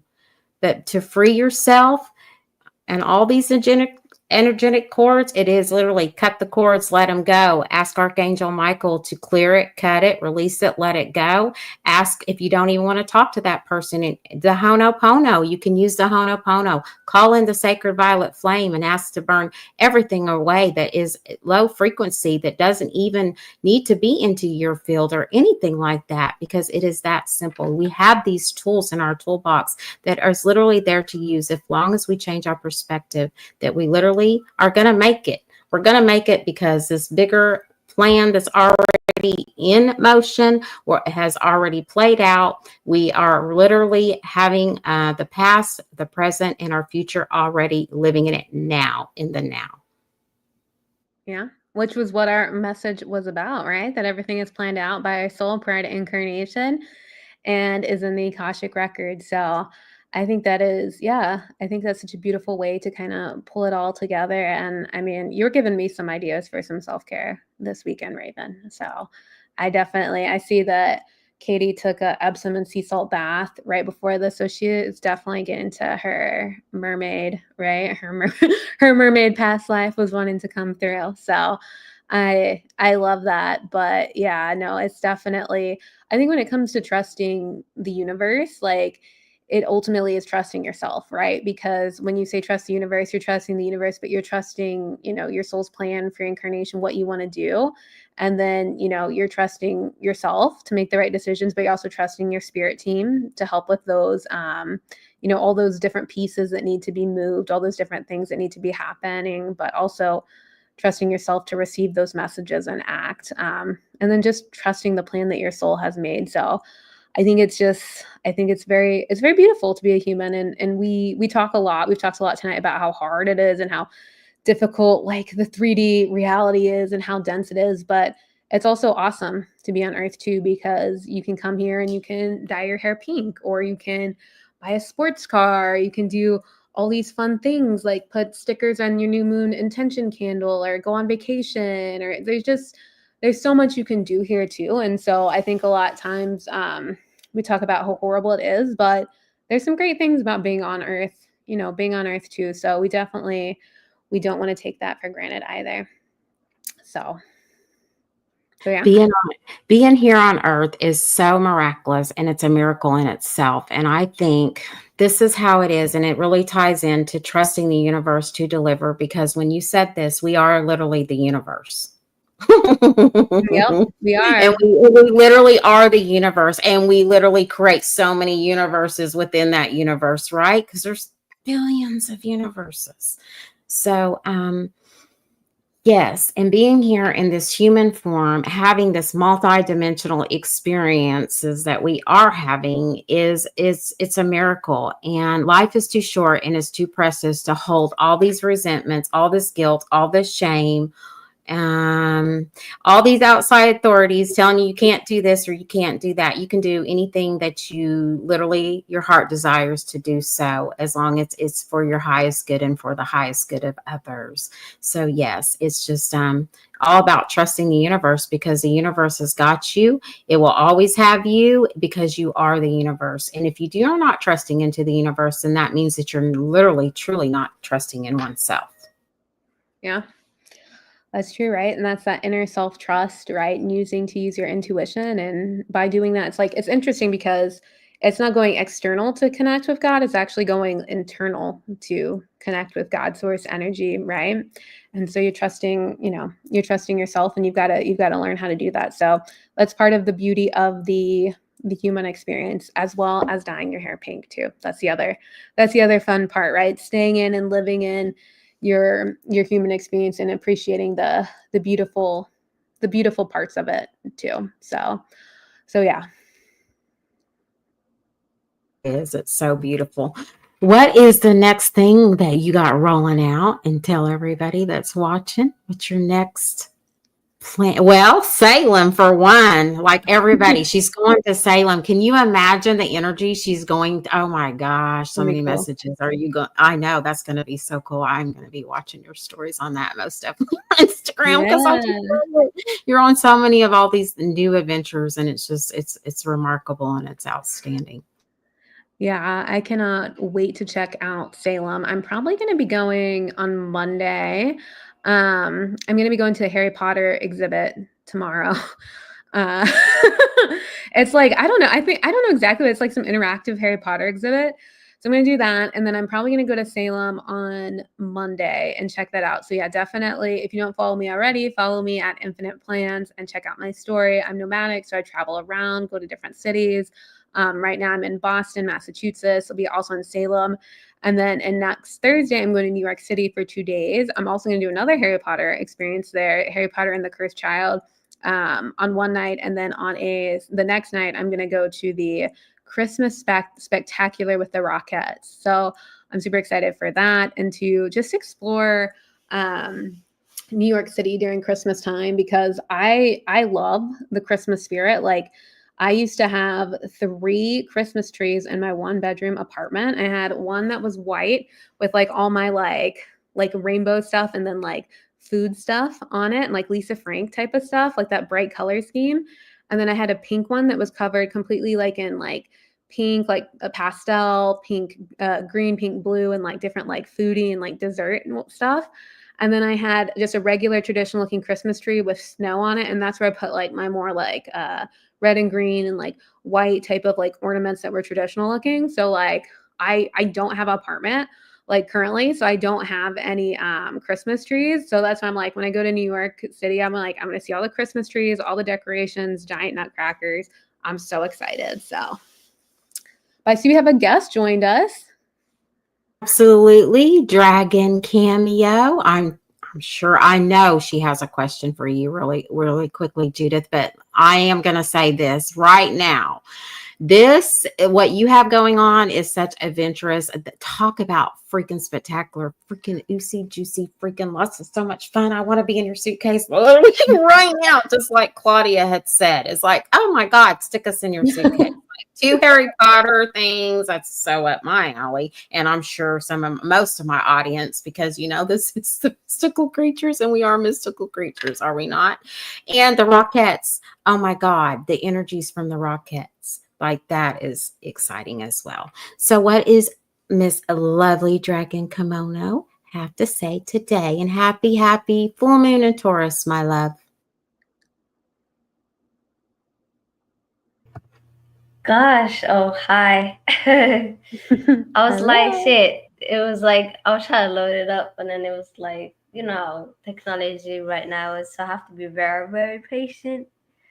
Um, gosh, you know what? I kind of relate to what you like was talking about earlier, where like every like I can't, I'm like trying to find, like when you talk about the recycling, like I have to find what to do and everything. It's just like I'm trying to figure out, okay, if I needed these detox, what's the right water? I can't be doing this like detox with the tap water, and it's just like all the timelines are all kind of coming together.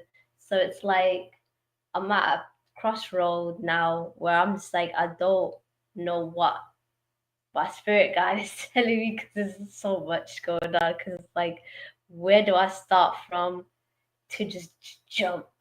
Because it's like I feel like um so the question I would ask is what are they really asking me? Because like right, because I think the last time I had asked you was about the dragons because I was on Instagram about the question. um I figured out what they were trying to show me with the symbols because I was drawing a lot of symbols. um But in terms of like the integration, I'm like, I don't know where to start from. I'm very confused. So I don't know if that's a question. I'm all over the place. Well, let's just see what your spirit team kind of has to say, see what the next steps are. Just maybe phrase it that way. All right. That sound good? Yeah. Okay. So let's just kind of jump in and see what your spirit team has to say. It's interesting. It's kind of the way they show your dynamics with your dragons is very much so, because like when we typically see like dragons, it's kind of like dragons get kind of like assigned or attached to a writer. Like that's almost how we always see it, like in fantasy types of books or movies where we're talking about dragons. And with this, it definitely feels that way. It feels like you have these like 3 or 4 dragons that are kind of like at your disposal and at your command. And they're showing me you like have these eggs. They look like dragon eggs, but I don't feel that they're actual eggs. They're like some kind of like electronic egg that like opens up, and it's some way that you interact or work with your dragon. So I feel like you have like 4 dragons and you have like 2 eggs. I feel like you don't have the same amount of these kind of like some type of machinery egg that you have. Like you don't have one per dragon. You don't have enough for all your dragons. And so you're using these to like start a process that almost feels like detonate something. I don't know why that's the word that's coming through, but that's what it feels like. And you're telling your dragons like, okay, like let's go to the next thing. But it's like there's this other piece with these 2, like these eggs that you've sent to like detonate. You're kind of like leaving them there. So it's like a piece of the work has been kind of left there and it's on a timer. And it feels like you can just kind of leave it there and know that it'll like go off, and like whatever it was, like it's kind of good. Like you can take your dragons and go on to the next thing. And so with these dragons, it definitely feels like it does feel like you're working with guides and like your past lives too. You're really going to like a higher frequency with this. It feels like it definitely feels like a much higher level of frequency. But when you get to that frequency, it's like there's more work to do. And your dragons are definitely, they're coming with you to do this work. I do feel like it's related to some type of voice activation or something with the throat chakra, because that just keeps tingling here. And I see you looking for it. So I see this, this searching that I think is kind of why you're asking these questions, right? This searching. And there's definitely a feeling too of when you're searching this work that you're doing, there's some element of like a fear of being discovered or the wrong people seeing it or the wrong people like taking notice, or because the way they're showing is like if you're going through a forest with a lantern, but there's like people around you who could see you or like capture you or something like that. And I definitely don't think it's like capturing like in the real sense, but like it just seems like there's some type of fear that you're going to get trapped in or caught or something like that. And I don't know what that would actually mean in reality, but that's how the feeling of it feels. And so let's see here. I definitely see it. It also feels like like your tools and stuff. It feels like it's showing you like physically, like if you were caught in a trap, like you would fall and your feet would be up and you would be hanging and your tools would be kind of out of your reach. So it just feels like some of the stuff, there's either a risk that or already has been like you've kind of like some of your stuff has been picked up by someone else, and they're able to take these things and like look at it, and it feels like there's an opportunity for them to like change these things as well, and you feel a bit helpless there, like it's out of your control. And I do feel some frustration there as well. And it feels like even if you approach these things, it's like the other person is gonna be like, well, I took it and I did it and that's what's best for you type of mentality. Like a parent would be like, okay, no, like this is what's happening, and like pat the kid on the head. That's what it is feeling. That's what it's feeling right now, and it feels like at some point, some of these situations, it feels like you have had to kinda, like, walk away from and just kind of be like, "Okay, let bygones be bygones," and keep going. So I'll stop there. Is any of that resonating for you?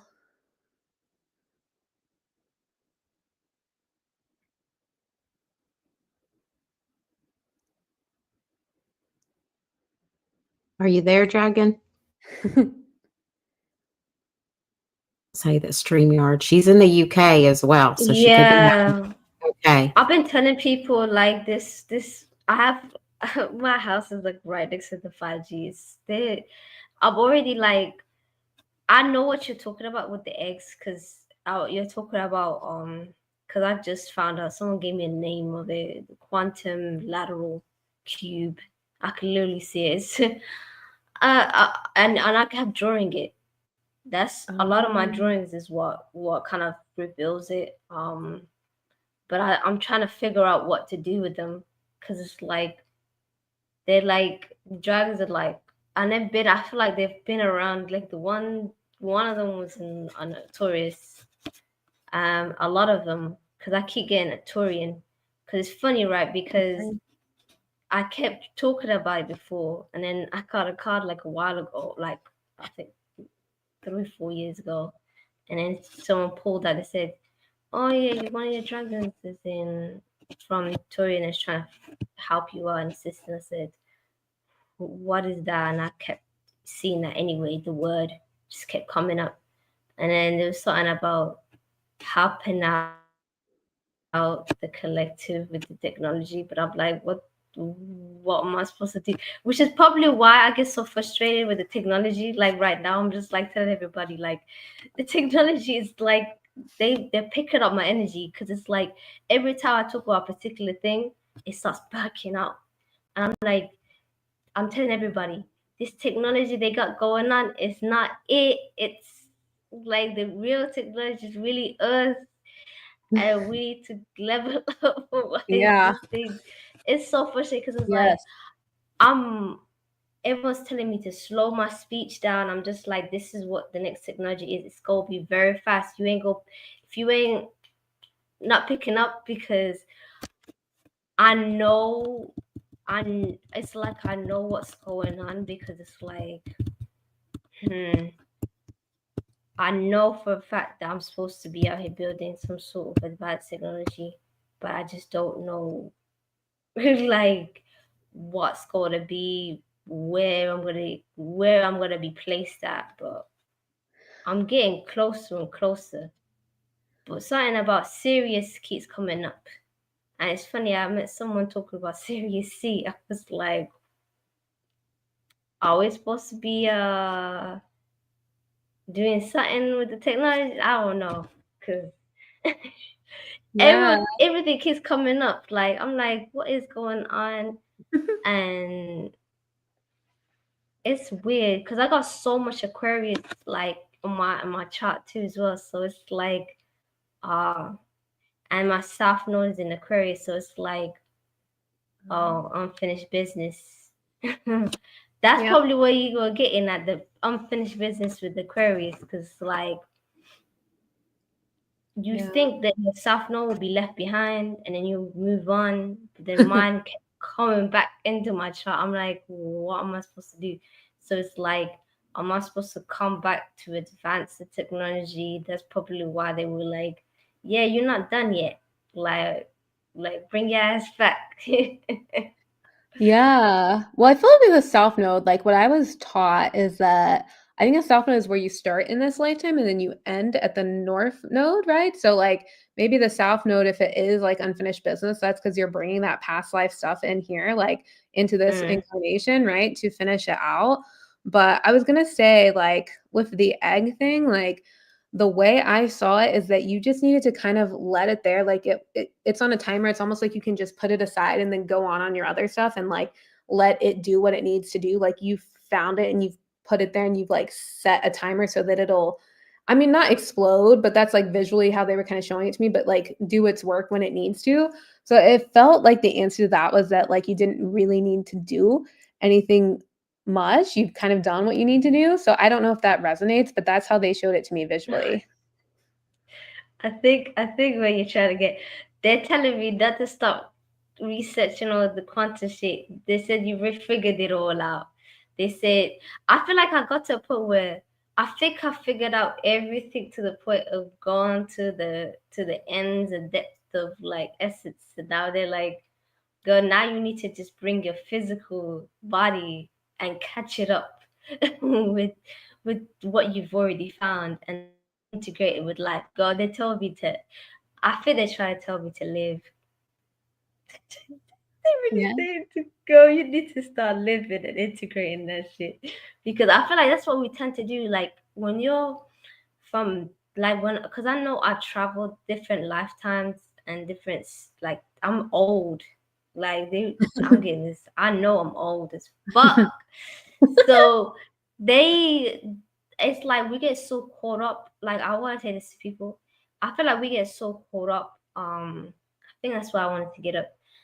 I feel like we get caught up like being in different timelines and different like constellations. We always want to be able to like do the most complicated thing, but I feel like this most simplest thing we can do is just to live. Like it's not our mission. Sometimes the mission ain't even it's not even magical like that. It's like go just relax. You done everything. Like it's like the old relic. It's like you need to take a vacation.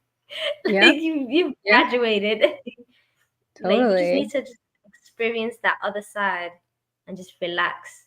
And sometimes it's hard because it's like you've been on mission and traveled for so long. You're like, I don't know what to do, what to challenge myself and to Yeah. do greater things. I Right. mean, yeah. Go ahead, With Raven. with the egg, when she's describing the egg and how she sees the egg, and you're like, you're going to be working on these other projects. Basically, that egg's incubating right now. It's in an incubator. You Yeah. know what I mean? It's got to, and it's on its own time, and it is a quantum time, and literally you're in your, it's a like a cocoon, like it's that cocoon, and it literally is gonna, it's metamorphosis. That's what I'm getting. I'm getting a big metamorphosis. That's why the moths have been near you. Like, well, the moths, not just to mention the moths, the flies that we were speaking of the other day during my live with with Alice on Monday. But yes, exactly. That's what I pick up with Mm, that. And you are ancient. You're an ancient soul. That's advanced technology. It kind of runs in when you're saying Sirius. That's our spiritual sun. And also they went through the galactic wars as well. But that is literally Mother Gaia's binary star system. And it is with Star Sirius. Yeah. Yeah, and I was gonna say too, I think your piece about like resting and stuff, I think it's important to remember like how hard our soul worked just to get and how much prep they had to do just to get in a human body. And sometimes just being in the human body is like part of the experience. And it's important too. It's important to come here and to live in your soul purpose aligned and do the work you're supposed to do, right? But it's also important to be the human too, because this doesn't happen. It doesn't happen any day, and you'll never be the same human again. So I think that's so important, is that you'll never be the same human again. You'll never get the opportunity. You'll probably be a human again. You might be an alien again, or an animal again, or a plant again, but ooh, you'll never be this human again. So just always want to put that reminder out there, how special every incarnation is. Part. absolutely. And with it just being, well, that's why we're physical. We all have Taurus in our charts, and that's part of being physical and part of Venus as well. And literally, we are having a T square, and it is involving Jupiter, Mercury, and Saturn. So it literally is urging us to re-examine our beliefs, thoughts, and structures. Not to mention, it's like literally this alignment is pushing us, like I said, critically thinking of what you really want to bring in your harvest at this time. Because set yourself up with by a fireplace, get yourself a cozy blanket. Taurus is all about comfort and snuggling Mm. up and just feeling very, very nurtured. Drink you a hot toddy, a glass of scotch, whatever.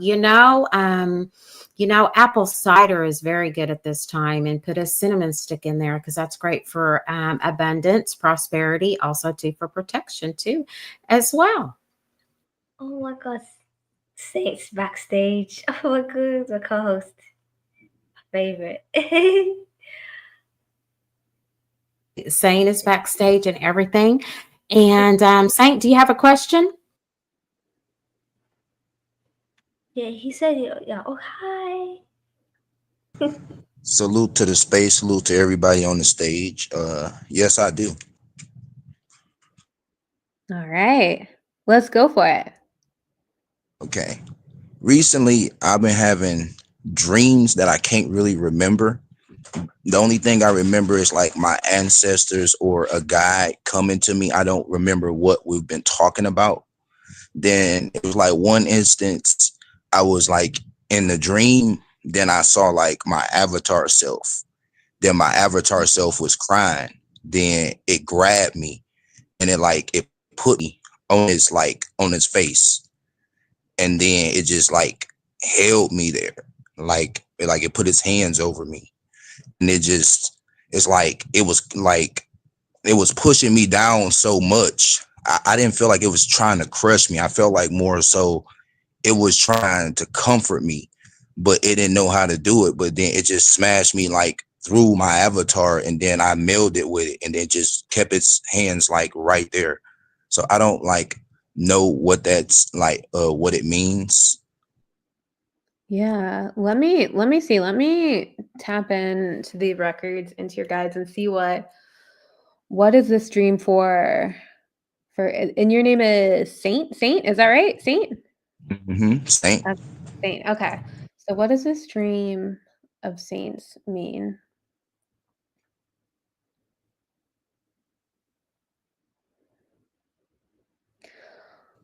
Thank So, you. oh yeah, of course. So it does feel like this is something happening out in the galactic field. It feels like there is a version of you that is going around to other versions. And I saw there's a version of you that's wrestling on the ground with something. So that felt like the version where like the avatar was like on top of you, like pinning you down. But I'm gonna go back to this other version of you. It's kind of like they're driving around the galaxy. And I do see them getting out somewhere. It's like they're driving car. I see them parking and getting out. And so I just want to explore what they're trying to show me here. They're basically walking up to like it's a skyscraper. They're walking up like what would be considered like the fire escape or something like that. They're going up to the top. Yeah, so I think now they're showing me this version of you that's traveling around is like going to different lives. It feels like different incarnations, but this is specifically going into your Akashic records. And there's some kind of like motive this version of you has is trying to like sell to the other versions of you, which is interesting. Which some of the versions of you are just like, no, they're like too focused on my own stuff going on. Not gonna really engage with you. And so this version, it's like it's trying. It feels like it's trying to like call in help or something like that. It's like walking through your records and trying to figure out what's going on, but it just seems like a lot of your other incarnations, your other versions of your soul, definitely feel like they're pretty occupied. Like they've just got their own stuff going on. And some of them, it's interesting. This version of you that's going around is like, some of the versions like open the door. It's like, nope, not going in there. So it's definitely, it seems like it's searching. There's this version of the soul that's just searching for you. I think that you personally, when that part of your soul connected to like that version of your soul connected to like you were more willing to engage with them, is what I am seeing. I feel like you guys have gone and done stuff together, like in the astral realm. Um,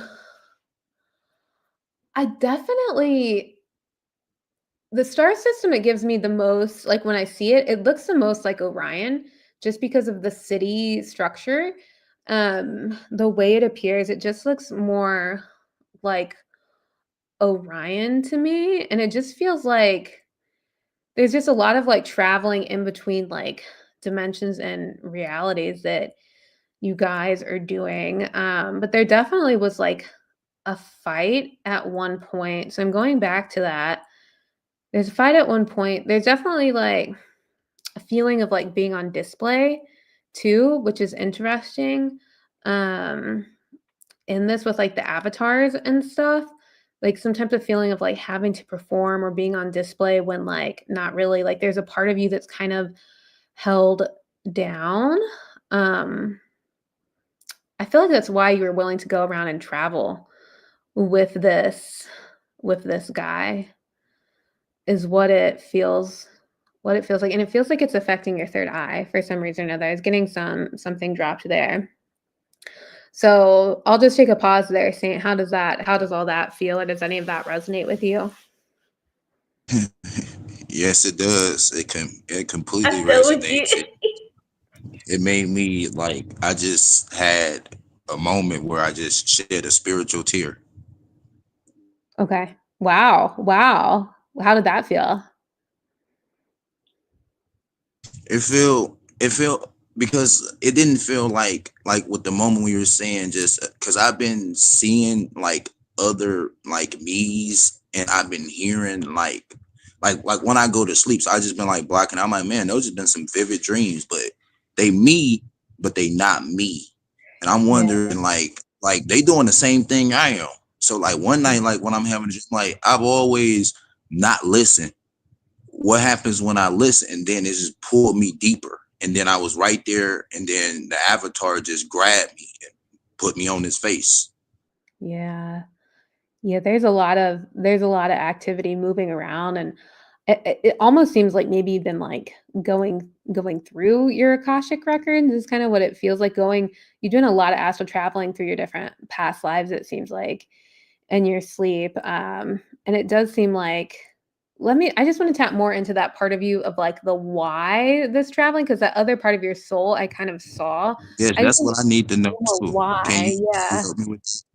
Yeah. Why is this occurring? Because I'm doing it even unbeknownst to me, so called in a way, because I don't remember. Usually, if I astro travel, I can remember it, but it's like bits and pieces. I'm like recently, I haven't been able to astro project, but I've started going back into it before I started hearing all of the other stuff. So I still think I'm okay.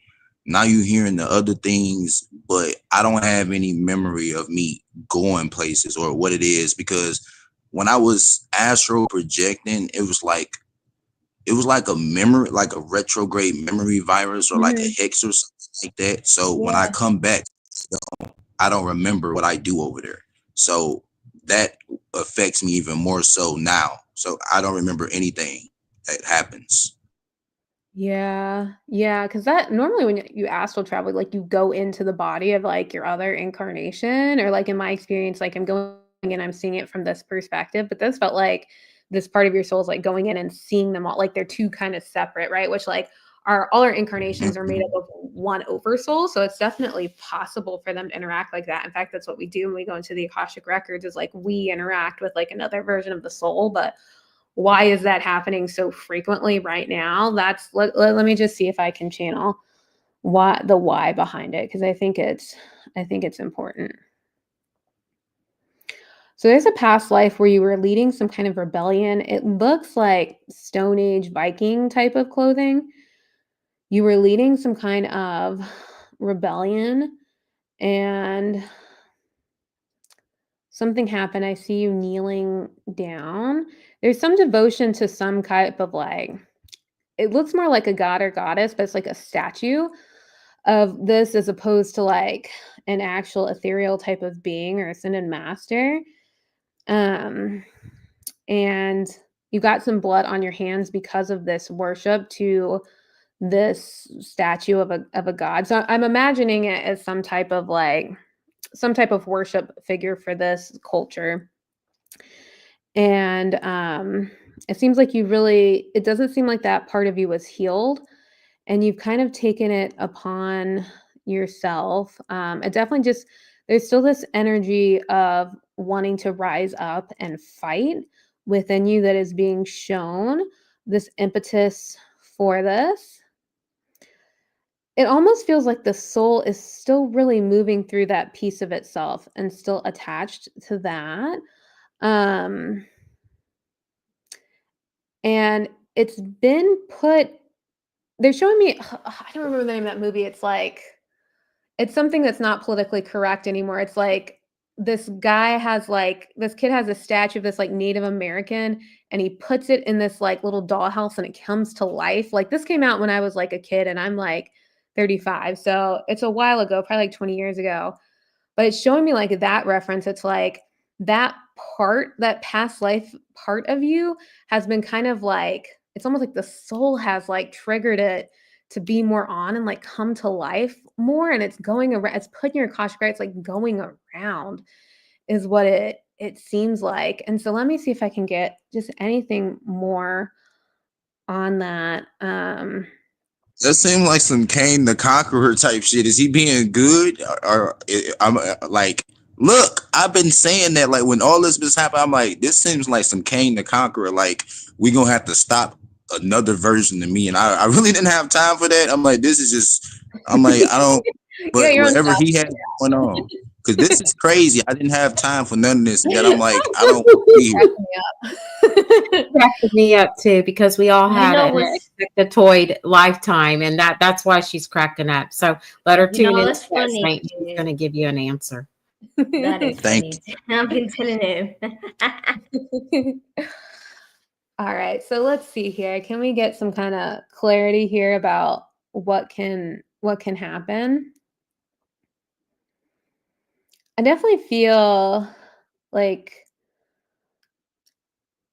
it's almost showing me that what needs to happen, and I've seen this happen before. This has happened with my other clients. It's happened in my records, but like higher dimensional guides have to come in and kind of like restrain the past life, or not, or like incapacitate's not the right word, but kind of like if you were to tranquilize is like the best way that you can see it. And they take them to a healing chamber in the Akashic records where they are able to just kind of be unconscious for a little bit, so that they're not going around and doing stuff or not affecting the current living incarnations, until they can be healed. And when I first opened my records, I had a past life like this. I actually had to go to the star chamber, which is a very high frequency healing chamber, before that past life could be healed. It wasn't something I even did in like a regular Akashic records healing. It like had to go to a higher frequency to be able to be healed. And so I think that is the situation here, is that there's some healing needed, and I don't think it can occur immediately. It has to be, it's being restrained on a galactic level is what I'm being shown, and it will have to be healed in divine timing. But there's higher frequency guides coming in, and I almost feel like with this, they're gonna have to like, they're kind of showing me like if you were to take parts of the incarnation apart and put them back together type of work that has to be done. So yeah, it seems like more of a higher frequency healing type of thing. Let me see if there's anything you need to do on a personal level. They are showing me something here, but I'm not sure what it means yet. I feel like it is just connecting with your like inner heart chakra in your relationships. There's something that you need to heal there, in terms of like how you're relating to some of your relationships. It feels like what you can do there. It feels like a cleansing. That feels like your piece of it, Saint. So I don't know how that resonates or feels to you, any of that.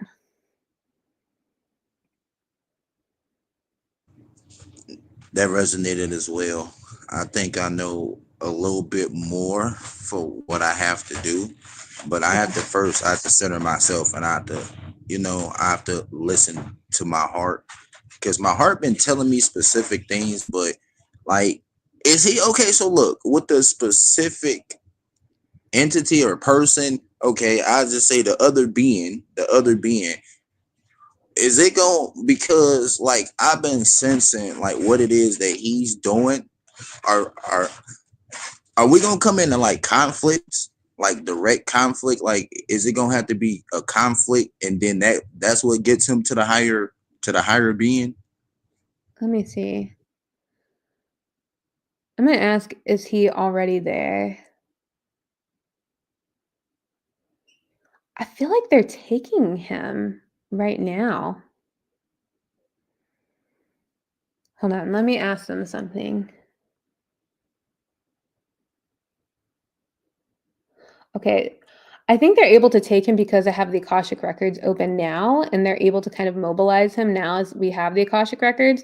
There is another piece that's like still out there, but they said they can take care of it later. So I think like they're able to mobilize him right now with you kind of coming in and the records being open. So I think that's good. That's good. That's good. Yeah. I'm gonna visit him, and I feel like me and him. I feel like that's another thing. I feel like we have to talk. I feel like there has to be another talk. Yeah. Yeah. And if you, so I started working with the galactic portal chamber recently, and that's a very, very high frequency for some of these galactic healings. So if you want to learn more about that, we can, if you want to just book a discovery call, it's free. We can kind of talk about like what that healing would be like potentially too, if you do want to book a session and do that. But definitely take your time, think about it, and just kind of like just see how it goes in your dreams and stuff. And if you get any more kind of like messages or anything about him, but I'd be happy to chat with you more on that too, because I do have access to that like higher level technology too. So Definitely. I just got to give thanks to you just for that. Even that was, wow. That registers, that resonates. okay, awesome. Yeah, that guy was interesting.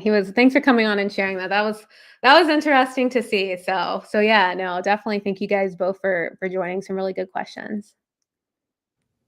Okay, guys, thank you so very Thank you. much. Thank you, guys. I'm going to shout out Breaking Sanity Network. Please give them a like, follow, and a share as well.